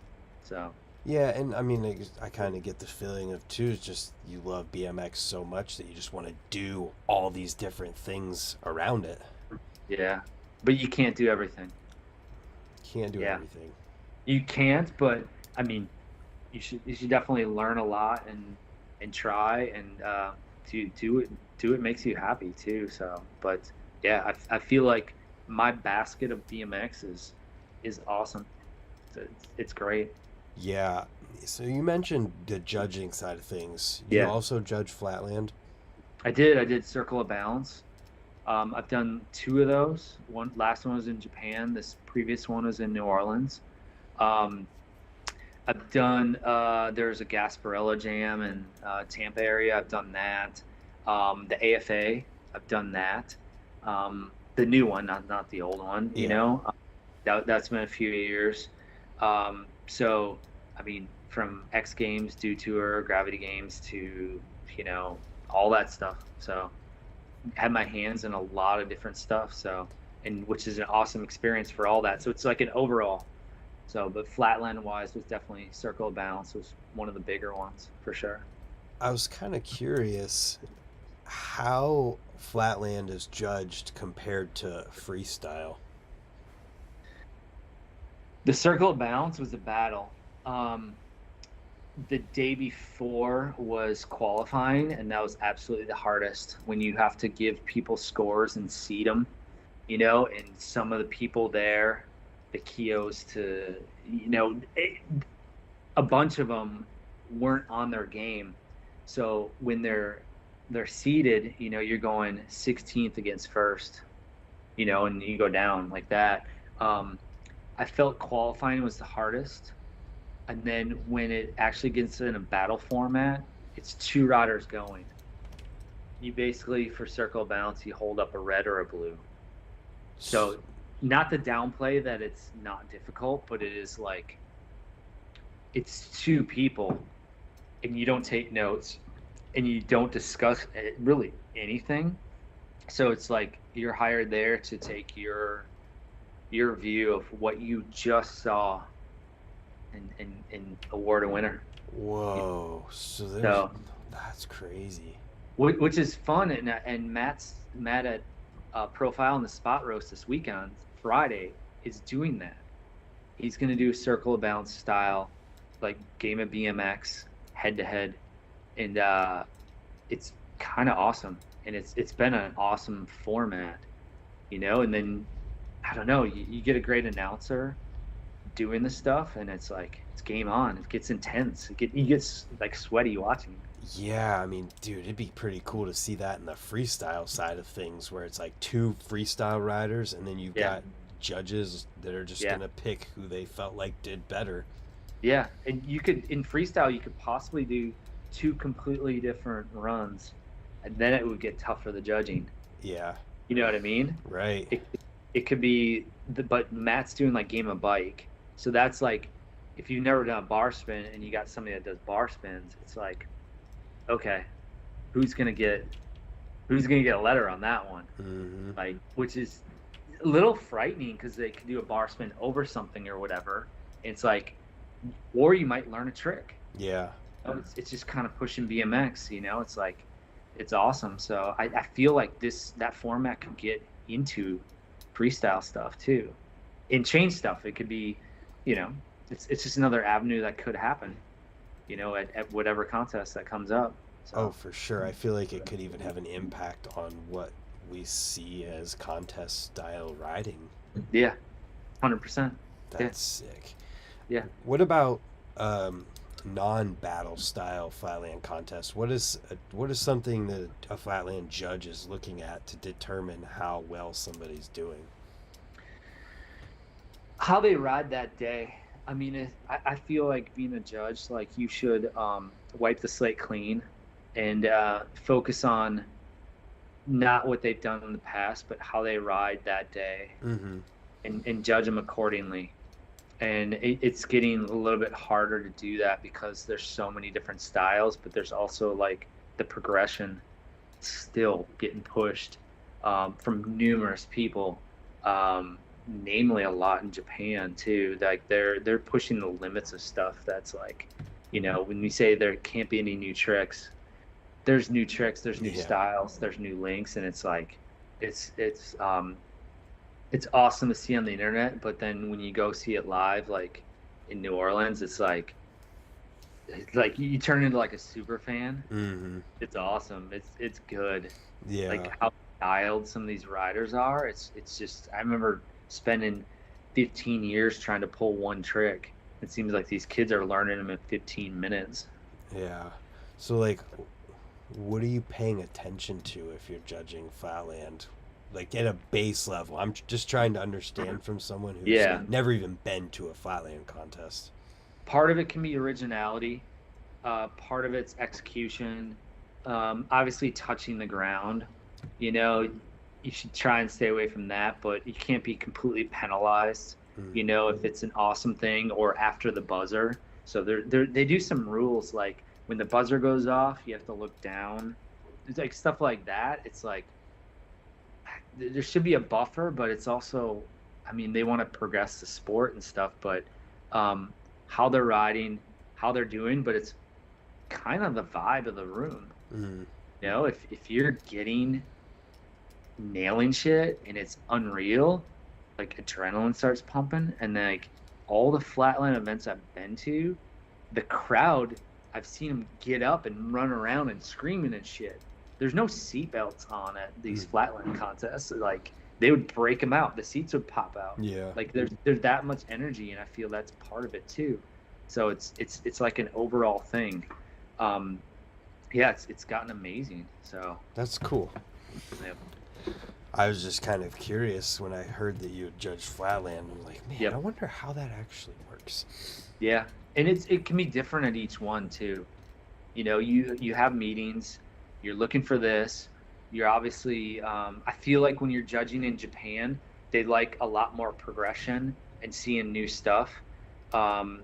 Here, they want all that, but they also want consistency, a good show too. Like for Red Bull, you obviously don't want the winner to be somebody that falls on their back. Yeah. But if that's the best run, that's how it works. But it's like, I mean, so you might have to judge a little bit differently at each one, and that's kind of the progression of it to find the best template, whether it's the battle format or if it's traditional judging, like qualifying. So at Circle of Balance, we did both. Yeah. But we did one to lead into the battle. So that gives people some options, Yeah, it sounds really awesome. Yep. So to totally shift gears here, I heard, I don't know if this is true or not, but I heard you were the 14th most influential rider according to RideBMX. That's what they posted, and one day I have, it's in the other room, but I got this, well, it looks by my hands. I need to go, like this picture behind me, that's how big it is, but they framed that, and it looks like a plaque on it, and it arrived in the mail, and they awarded me, voted number 14. That's cool. And that was like, that was pretty serious. Yeah, I mean, but, yeah, you still have it in your Instagram bio, so I'm sure it meant a lot to you. I'm very proud of it. Yeah, it should be. I don't think that's going to go away. Like, I don't necessarily have a date on it when it happened, but I feel like getting that and getting a few awards were just like that's like, I'm very okay with bragging about that. You should be. I'm kind of curious too, what are some of the things that you innovated and invented in BMX? Invented like trick wise, there's a few ramp tricks I feel, but the one in Flatland that I kind of got more known for is the dark side. So, and there's a ton of variations, and there's actually a couple new ones that they're not that old. So dark side essentially is like going from front wheel to back wheel to front wheel. It's like jumping and switching, and it completely came about as an accident. It's like you're in a trick and you're falling, and then you just kind of jump, and you're like, oh, just almost landed on the pegs, and I went into that trick, which I do that trick too. And then it was like, well, that's possible. Why can't I go from there to there? Well, why not go backwards from there to there? And then it was like, it just started evolving, you know, into different dark side tricks. But I feel the one is the dark side. Nice. Yep. Somebody said Neelys. Neely's, I don't think I was the first person, but that's one of my favorite tricks. And I feel like I've got so many more to do in different variations. And I've got these turbines I'm working on. Like I can do a turbine in it, but it's a knee on the seat, and you're balancing, and people are like, oh, he's got the craziest knees. And if I have to give a secret out, I don't use my knee. I use like the front where the bone is. And it's like, but trust me, I've done kneelie tricks before where my knee is bleeding. Like, oh man. And then I'm like, because I have to pull it. And it's like, or know if it's possible. And then I'm out like with a scab and the healing process for a couple weeks. Right. But I've done that, so now I know kneelies. I'll do a few dozen for a little while, and then I'll get a little irritated, and I'm done with it. But kneelie stuff, I can't claim that, but I like to claim that it's one of my more favorite tricks. It looks great in a photo. It feels fun. And I just did one the other day for my profile 55-year edit. It's like, I'm stoked. Yeah. Nice. Yeah. I don't know who did it first. That'd be something to find out, or whoever asked that too. So yeah. Well, somebody's username on here is Marley Did It. Said I named it the Neely in all caps. I don't know. Yeah, Jay. What up, Jay? Yeah. That's funny. Yeah. It's possible. Yeah. So then another person said front wheel decade. I believe I got that one. Yes, I'll take that one. Yep, that's like you're scuffing on one side of the front wheel, going around in circles, and you jump over like a decade, and you land on the front wheel again. Yeah, jeez, that sounds insane. I'll take that one for sure. Thank you. Thanks for reminding me of that. Any others? I'm trying to think. I'd like to say I did some around the world stuff, which is like when you're rolling on the back wheel and 2 feet, and then you go to the front, and then you go around the world, like you go around your bike, but you stay on your back wheel. You're switching feet and like shifting and stuff like that. Yep. Like around the world stuff for sure. Jeez. You know what? I lost like that kind of drive to claim, and I just love all of it. But I mean, the front wheel decade for sure. Neely in the area, but yeah, front wheel decade, yeah, and dark side, yeah. Any skate park tricks? I kind of feel like the one I came up with, and if anyone wants to argue this, let me know, because I feel like it's on a coping to coping spine. You hop over tooth, and then you 270 out. I feel like that. Yes. And then the other one, 100% coping to coping spine. You hop over toothpick. You put both feet on the front tire, and you do no hander like a cowboy. Yeah. Yep. 100%. Trevor just did that at Woodward this past last year at their adult weekend on that new thing on the training pyramid that they made. Yeah, he did. I did that for Dave Frymouth as a picture trick. Nice. And you know what I mean? Like we were just shooting a picture. I'm like, if I can do this and like, and then jump out, and then I pulled it, and it was like, oh damn. Yeah. That was like hey, let's fuck around. Maybe somebody will see this or whatever. And it's like, no, it worked. Yeah. That's so sick. Yeah. I love it. And like, even if you didn't invent the Neely, I feel like that's probably one you can definitely claim the progression of and really pushing. Yeah. There might be some Hang 5 stuff too, but Brian Vowell kind of checked the list on that one. Like he has a lot, but I followed in his footsteps on a lot of those, and there might be some variations in the Hang 5. you know, doing some stuff. But Brian Vowell's like, yeah, that was somebody I wanted to like do hang fives with for sure. Yeah. Felt Nice. good. Nice. So I'm gonna address the this part. Let's Tell talk me when about you're- those. You won one of those 3 years in a row. Correct. Yeah. How did that feel? It's kind of like I don't even know how to describe it. It was kind of like, I know it was like runner up like 1 year before. I think Dave Smith got it, and I was like, I mean, you're that close, this could happen. And then all of a sudden it happened, and it was like, that's kind of a changing point in my BMX career, like winning one of those, you know, getting on the level of like being on Haro, getting one of those, like you're a legit player in the game. Yeah. And you got kind of the hardware to show for it too. It was like, to win one was like that was it. It was awesome. And then it kind of kept happening. And I feel like it was in the crew we were on Haro, you know, with Nyquist and Mira, like we're always on the stage. Yeah. I mean, they were on the stage a little bit more, but we did 3 full years together up there.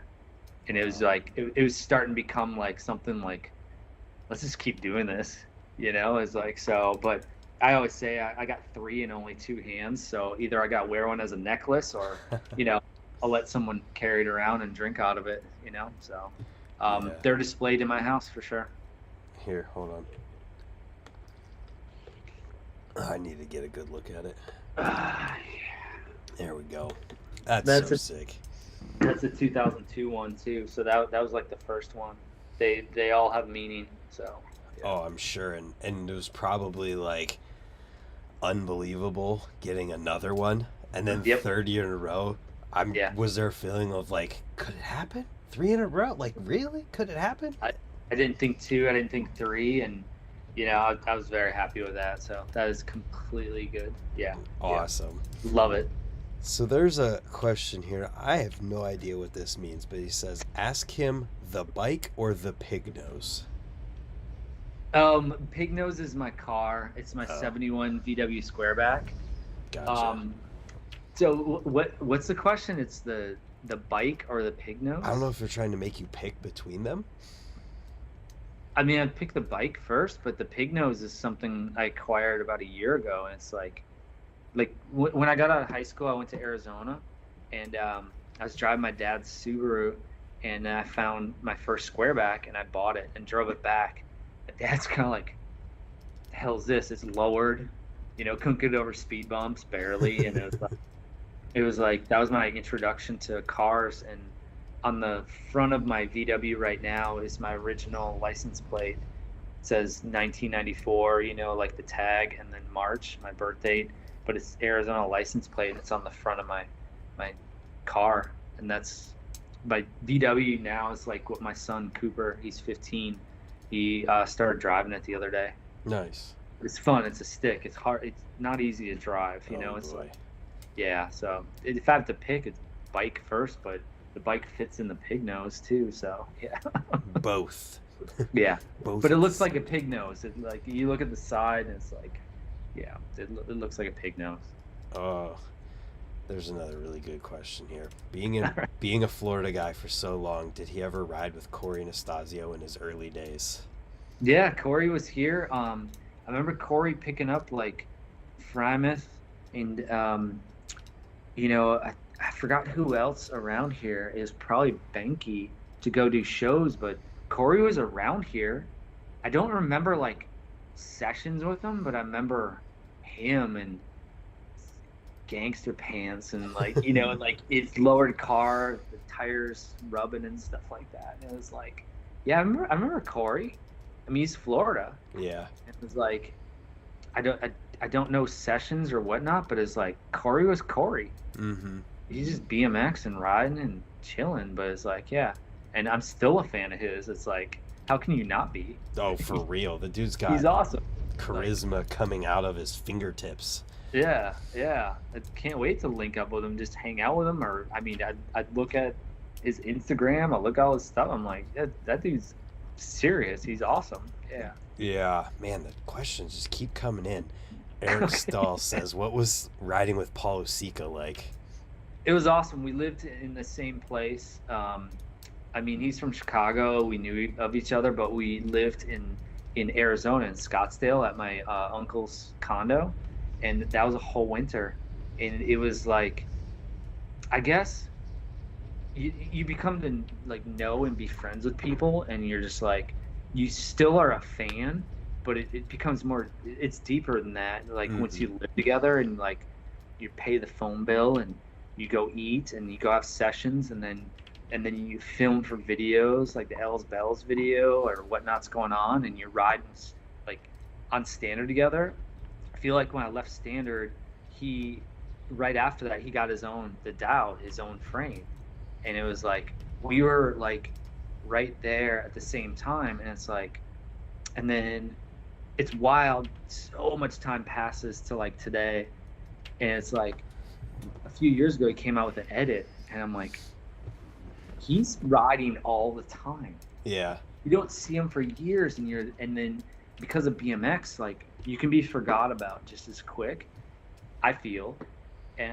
Especially not Instagram or Facebook or videos or whatever. And it's like he comes out with this video, and it's like, still got it. He's like stylish as ever. He's just Paul. Like it's I don't know. Like the best times, we had a blast there, and it's like we lived together, and yeah, it was great. It was cool. Yeah, respect him. Like, and I haven't seen him ride in years again, so he's coming out with an edit or whatever. Like, yeah, I'll be the first one to watch that. So, Hell yeah. Shout out Paul Usica. yep. And then another one here from Powers. Ever jump a dirt jump? Me? Yeah. Yeah, I grew up on that. I had dirt jumps at the end of my road. My most vivid kind of like picture and time was in Japan, and it was, I believe, in Hiroshima, jumping dirt jumps. And I remember it's like a UGP ad, and I tail whipped a pretty good sized dirt jump from it, took a picture of, but I tail whipped over dirt jumps. Also, Castleberry Trails 71 North. When you go in there, you roll down the driveway, low long, it's no joke. Rode those trails as much as I could. I didn't do much because I felt like they were pretty big, but I got through those every time. Nice. That was awesome. The biggest ones I ever did was following Mulville and Fresno. There's like that Fresno park where there's dirt jumps, and I followed them through like some massive jumps, and I was like, you know, and I think that was Mark kind of with a string just pulling me along, or whatever. But it's like, yeah, I love that. Like, dirt was always so fun, but I mean, that's a different bike. I don't ride a flat bike with skinny tires, but it's like, but that was Mesh Skate Park and 71 North, the Castleberry Trails was all right there. But I mean, that started from the end of my street where my parents live, you know, and they were crap. They're just, but in Wisconsin, you can dig and make dirt jumps. In Florida, it's sand. You got to try a little harder, but yeah, 100%. Yeah, I'd love to ride some more jumps too. Nice. But baby steps, not big ones. You know, like the Hallahans. I watch the Hallahans daily at my shop. Yeah. You know, at S&M and their YouTube channel, and it's like the floatiness, the loftiness, the Nastasios, and it's like the Huckers, and it's like, damn, it looks so fun. I never went that big, but I know the enjoyment of it. I appreciate it, and if I find the right set, like, yeah, but there's no joke to those too. So, but yeah. Yep. If you ever come to Ohio, the trails I dig at are perfect. So you can build up to them? Yeah, I mean, the first jump in their small line is, you know, a little over a bike length long. Yeah.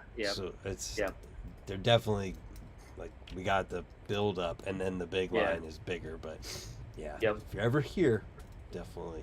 I will go there for sure. The one trails I didn't ride when I still felt like I could throw down was Vic, his circuit trails. like near his shop and his house. Like I remember riding the small stuff and going through some, and I wanted to hit some of those bigger ones, and I knew I could. Yeah. And that was a day that I don't know what was happening, but I was like, I'm just gonna chill out and watch.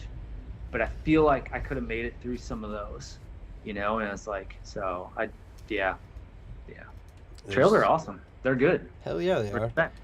are. A couple other, not questions, but just saying. Chad said, "Stoked, come to Richmond. I'll tow you through." And then the dude's username is Love Machine BMX. So there's a small line here if Chad hits up Ryan Torrance, the trails he digs at. Yeah, Torrance's trails I've never been to, but shouts to Torrance too. Yeah, that's digging in Florida. Yeah, That's they're a dedicated. wild one. They're dedicated for sure. Definitely, yeah. So I'm not gonna lie to you. I got a lot of what we've been talking about from your LinkedIn. Your LinkedIn profile has I have a so LinkedIn, much. but I don't go on there at all for any of that stuff. Well, Yeah. your bio on there was fantastic, and I Is saw it? yes, Thank so you. much good stuff in there. But I saw in there said something about being the first BMX rider in a video game. Oh yeah, like What is Dave that? Mira XXX. Like it was supposed to be Dave Mira XXX, Uh-huh. and so the crew got hired. It was Dave, Ryan, myself, Asado, and we're all at Woodward East. And oh my, that was some of the hardest. Like I just want to quit type situations because Yeah. we did. I don't even know if it was 12 to 14-hour days, like these long ass days, and we're in motion capture suits. Right. So we have balls, hands, like reflective balls everywhere. So if you take a flash photo, it just lights up. Mhm. But each part is linked to the computer.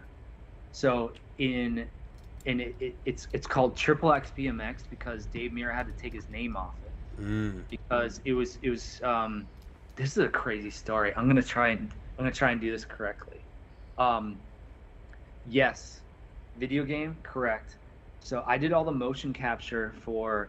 I had to get into a flatland trick, do a flatland trick, pull a flatland trick. You know how hard that is? Wearing a skin tight suit at 2 a.m. when you're fatigued and you've been doing it all day. Because sometimes you do a trick and you're about to pull it and the ball on your elbow flies off. Oh. So then you watch the video and your arm flies off. Yeah. So you had to keep the balls on you. That's a funny quote.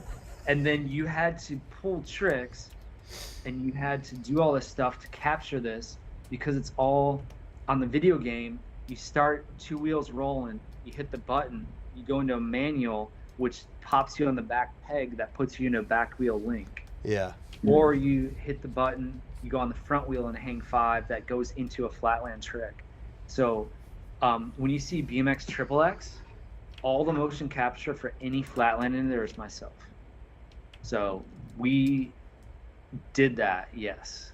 That's awesome. And I can get into a whole nother side of that story about why Dave's name came off of that, maybe on another podcast, but we all had to take our names off of that.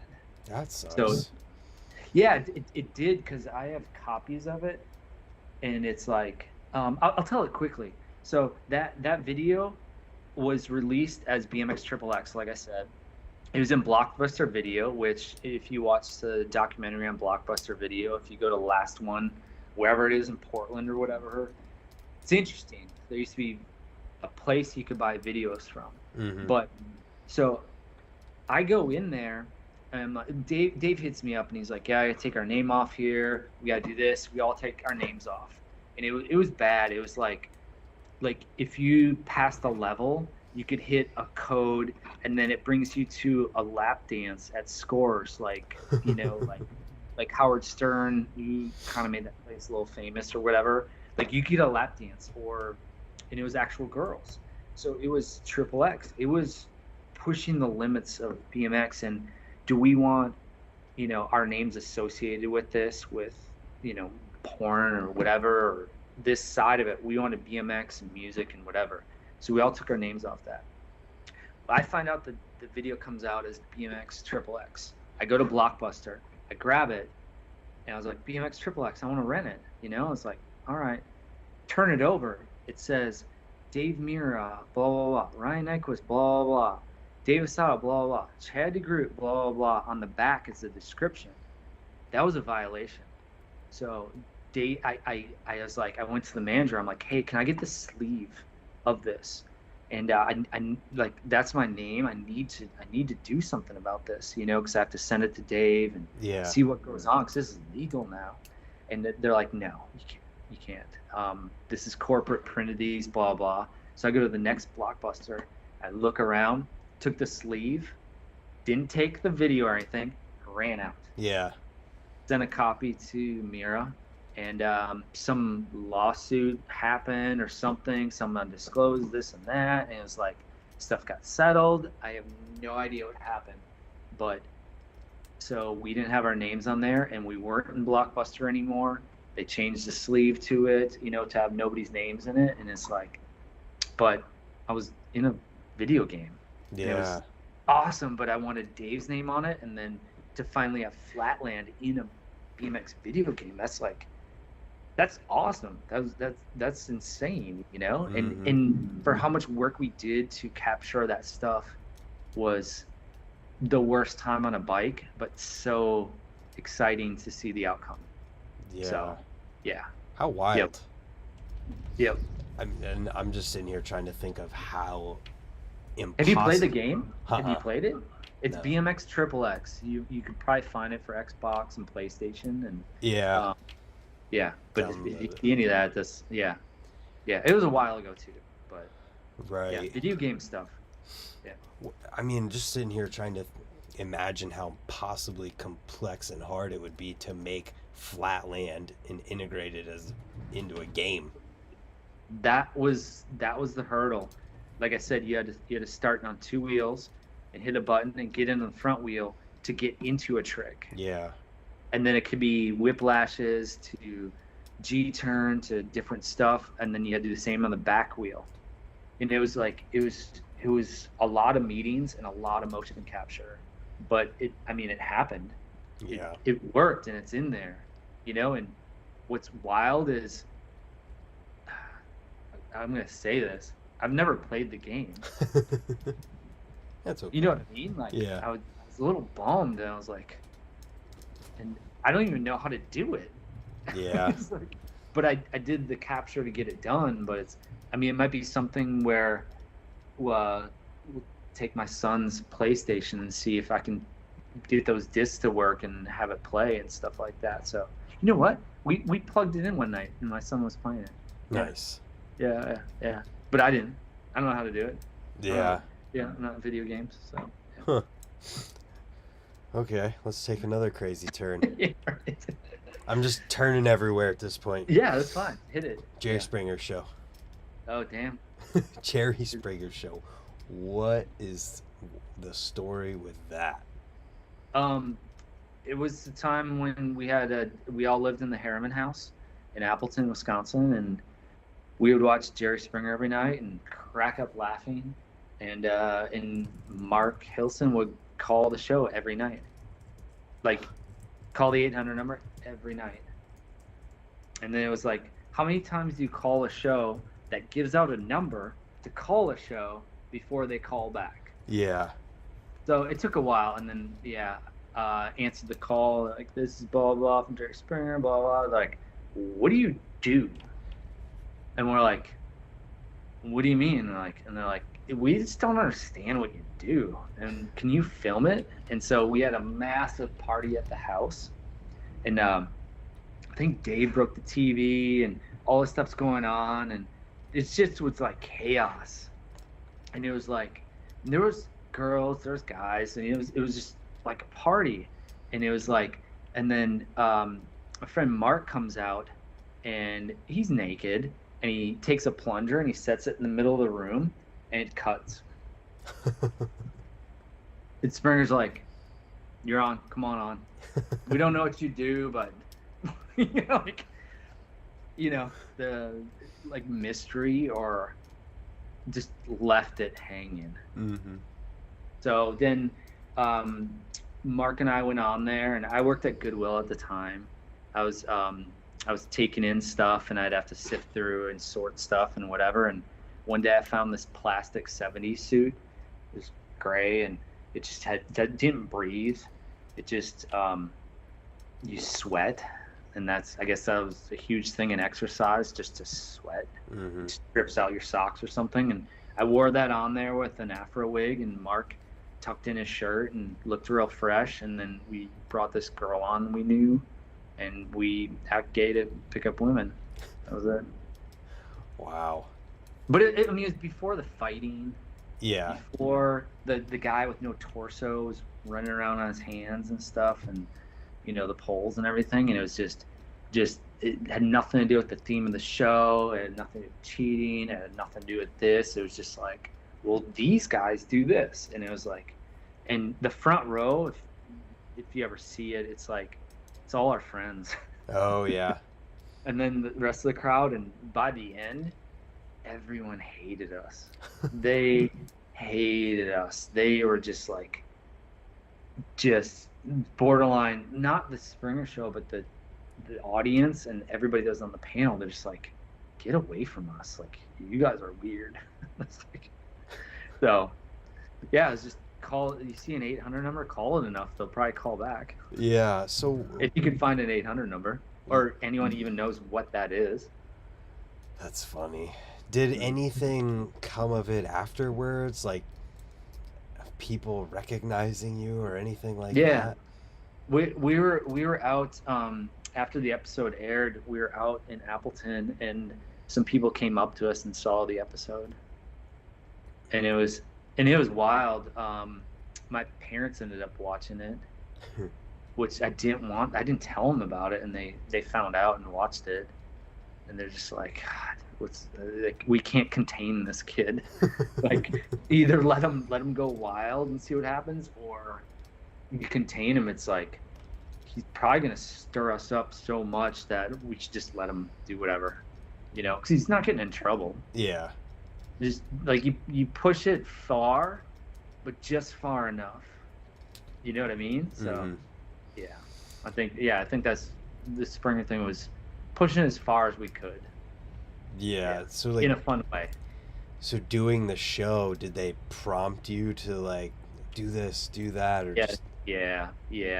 I mean, like, when you're there, they tell you this is a show, this is entertainment. If you got to do this, do it. You got to get obnoxious. And it's like, we just don't want a dud, you know? Like, if you're a dud sitting on stage, it's like, that's, we don't want that. So they tell you that, but we didn't do anything exceptional except for our dance. Like I went up there like this. Mark clung to me, and we just spun around. Like, we came up with a new dance. But, I mean, I didn't even know that we knew we were going to do that. Yeah. It's, you freestyle stuff. So, yeah, that was it. Definitely, it was good fun. Definitely a memorable thing. Oh, like Power said he just posted the video. Oh, did he? Oh, great. Yes. Yeah. That is funny. I can't wait to check that out afterwards. But oh, exciting. Yeah. So we can go from something silly and fun to something that I kind of just want to hear more about in the whole Bikes Over Baghdad thing. Yeah, I did 3 tours. I call them tours because Bikes Over Baghdad is a crew of, 12-ish, 12, 14 bike riders and staff that go over to the Middle East or Africa. And I think, because I was just with Kaczynski, and somebody asked about it, and he said he's been on like 10. I went on 3. I think if you go on 1, you get it. But it's like, you go over and you entertain these troops that maybe during Thanksgiving they're missing their families, and it's pretty deep, and it depends the areas you're at. Like, if you're in Bahrain, Qatar, you're in rich Middle East countries, it's one thing, it's like there's a lot of oil money and whatnot. It's great, and you're still doing the same thing. It's just some of those other stops, like when you're going to Niamey, Africa, or Djibouti, or you're in North Iraq. That's a different one. That's like, and the whole crew could agree, you're in the middle of nothing. It's a sandbox, we call it, and you are riding on sand. You are in situations where there's not the potable water. Like you're in Africa, and people, like you're U.S. and next to a French, like group here, but there's shellings going on, or there can be this or that. It's like it's like the one time we landed in Kuwait, Ron Kimler and all of us. Okay, we get out of the hotel and we're going to the car, and one of the taxis hit Ron Kimler. Like they saw us and they're just like, they didn't hurt him, just bumped him, but it was like revved up his engine and went, and it was like almost like an attack. And it was like, we realized, like, so we had armed guards with us all the time, everywhere we're at. At one point, I wasn't on this trip, but there was a bombing at the front gate and people died. It was like, wow. You're in the real stuff, but you're there riding bikes as entertainment. And you're there as, you're not the band, you're not the comedian, you're doing cool ass bike shit, which they need that stuff too. They need to see this stuff to get back to reality, because half the stuff they're just working out, they're doing stuff, they see internet, they see this and that, but this military is like real life stuff. And it's like, it was pretty damn cool to see a guy in North Iraq, the EOD, like just to see explosives units and go through training exercise and the dogs and everything like that. But meeting this guy, I met him, and he's like, where are you from? Florida. What part? I'm like, Altamont Springs. He's like, I'm from there. And I was like, when you coming back? He's like, hopefully soon. He just goes out into the field, body parts and explosions, and you don't know what's going on a daily basis.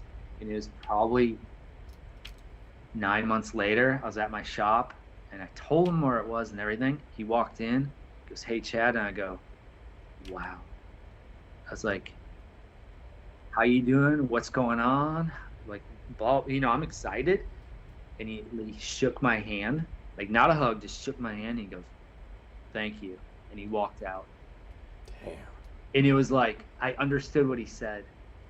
Like, we took his mind off stuff for a long time to get out of that. And he's appreciative, and he's back on the soil. And he's like, and I was like, damn. And each of those 3 times I went, I would come home, hug my kids, and then walk in the grass.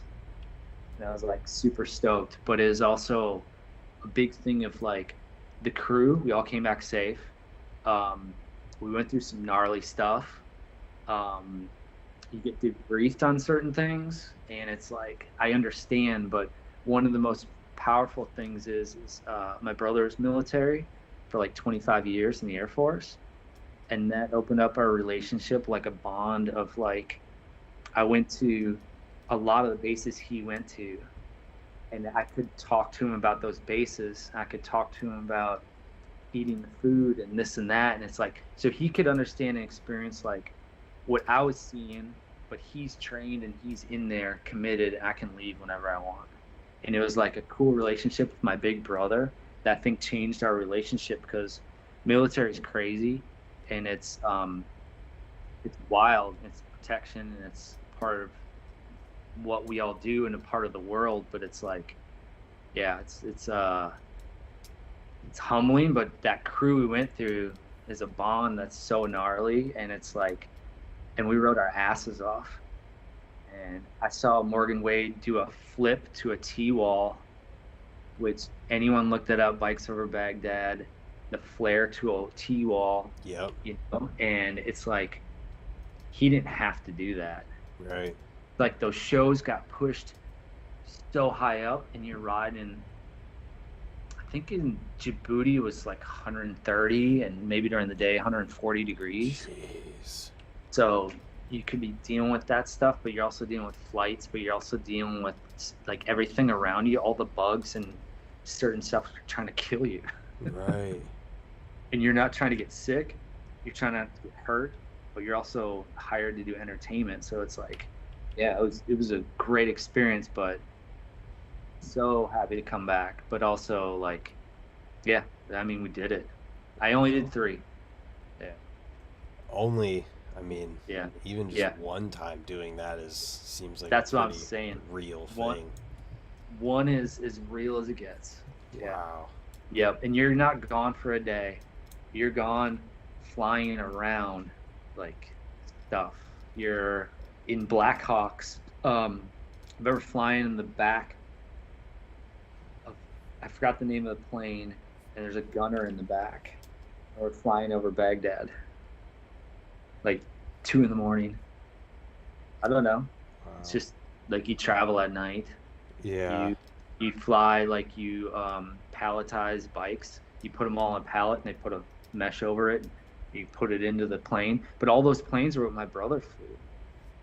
So he was a load master. He did the weight distribution on the plane. So he knew exactly what I was doing, you know, and he's stoked.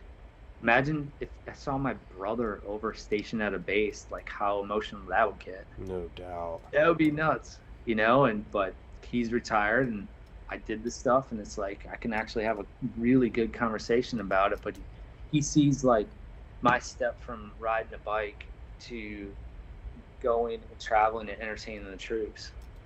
Yeah. It's very humbling and awesome. Do you know if that's something that still happens? It hasn't happened in years. Okay. Yeah, I don't know. I mean, our group talks about it. I haven't heard any spark of anything. It should happen. I just don't know. Yeah. And I don't even know how much like even entertainment happens now. Like if they're still, you know, doing stuff over there as far as comedians and bands and stuff like that. But I think it's a crucial thing to go over there and take their minds off that stuff. It's like, and then you go hang out with those guys. Like, and that was a different thing. Like, Bikes Over Baghdad got like voted or wanted as the most requested act in the Middle East. Wow. And part of it's because we're not a band, and we don't have these crazy egos, and we're just like doing the show and then leaving. We do the show and then we hang out till the last person's there, and we're talking. And like some of these guys are riders. Like some dudes would during the show would get on a bike and do a 360, and it was like, oh shit, you know. And it's like, I think Morgan and Catfish ran into a rider on one of their ASA shows, and it was like at one of our stops, and they take a picture and stuff. It's like, it's cool seeing them back here, you know, but it's like, that's a memory. It's pretty serious. So yeah. Yeah, it's definitely an incredible thing that happened. Mm-hmm. Where BMX brings you, it's nuts. No doubt. You never know. Seriously. Yep. So I can't let this end without talking about profile. Yeah. Hit me. You've had colorway, multiple colorways? I had 2. Yes. 2. Is there been any talk of another? Wow. Well, I'm gonna send this link to Matt and fast forward it to this part. Matt, do it. Yeah. No, I haven't even thought of that because I'm still running my Kaleidoscope colorway. Yeah. But I don't know. But I like what they're doing with a lot of their stuff, like their limited runs of the army camo, or you know, the pink just came out. Yep. They're doing stuff, you know. Anthony Napolitan's was a vivid one that was pretty mind-blowing. It's like, first you look at it and you're like, the galaxy style, and it's like, how do you do that? Yeah. And then it's like, how do I get it? It's like those 2 questions, and then it's like, what is this brand? It's like, so I haven't heard much. No, on my side of it, I'd be honored to do another one. I just, those 2, like the first one was coffee. It's a simple brown. That was awesome, and it's like the ad was cool. I loved it. The next one was Kaleidoscope. I put a lot of effort into that one. I thought it was obnoxiously loud, but I still run it to this day. Mm-hmm. It's like and I look down and it's a smile for sure. So I don't know, and I don't want to push myself, ahead of anyone by any means. So, but I don't know. That's a good question. Yeah, you stumped me on that one. That's okay. Thank you. What was the first profile part you ever had? I'm not sure. Had maybe the stem. Yeah. You know what? I think I might had before I even rode for them the profile cranks. Nice. Yeah, 48 spine cranks, 19 millimeter. I believe that was like the first part, because that was like when I moved to Florida, we were riding in the Disney parades, and they bought us new bikes. Nice. Because we couldn't ride our bikes. Oh. And at the time, we were riding standards, and then we got them all decked out in profile. That's awesome. I remember that vividly, and they're buying, like, we're riding for standard, and the Disney's buying a standard, and we love, like, profile, and it's like, damn, and yeah, we're running profile stuff on our bikes. So that must have been the cranks. Yeah. Wow. So somewhere there is in a file cabinet a receipt for a couple standard frames that Disney paid for. Do you want one better? Yeah.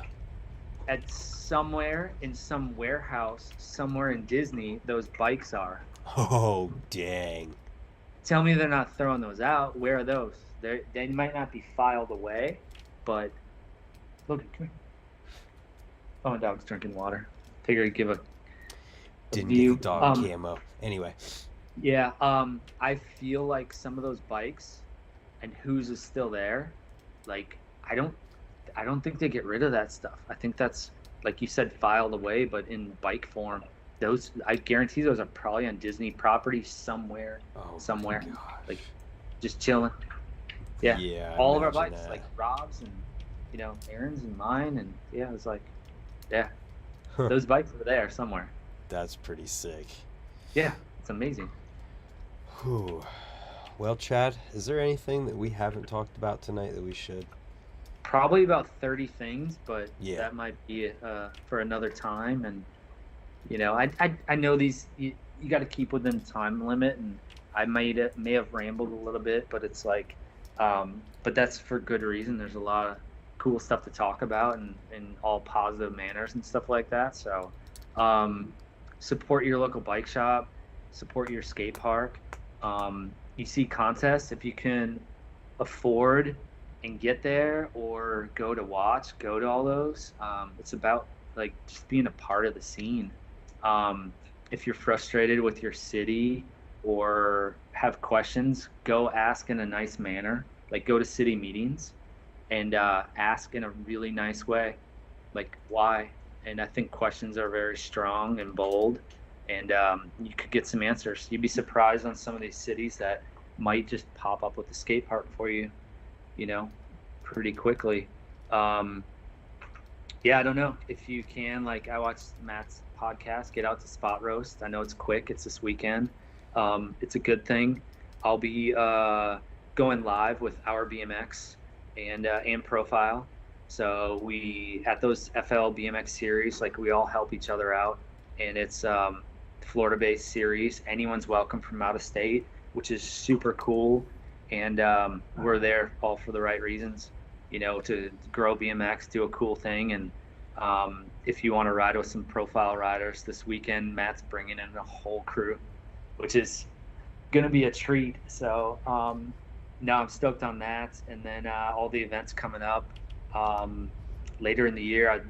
So not April, but the next Nowhere compound, Cornhucket. Trying to get there, trying to talk Matt Please into it. do I it. know there's a cement pad out there. Yes. Terry Adams is talking about going. Dang.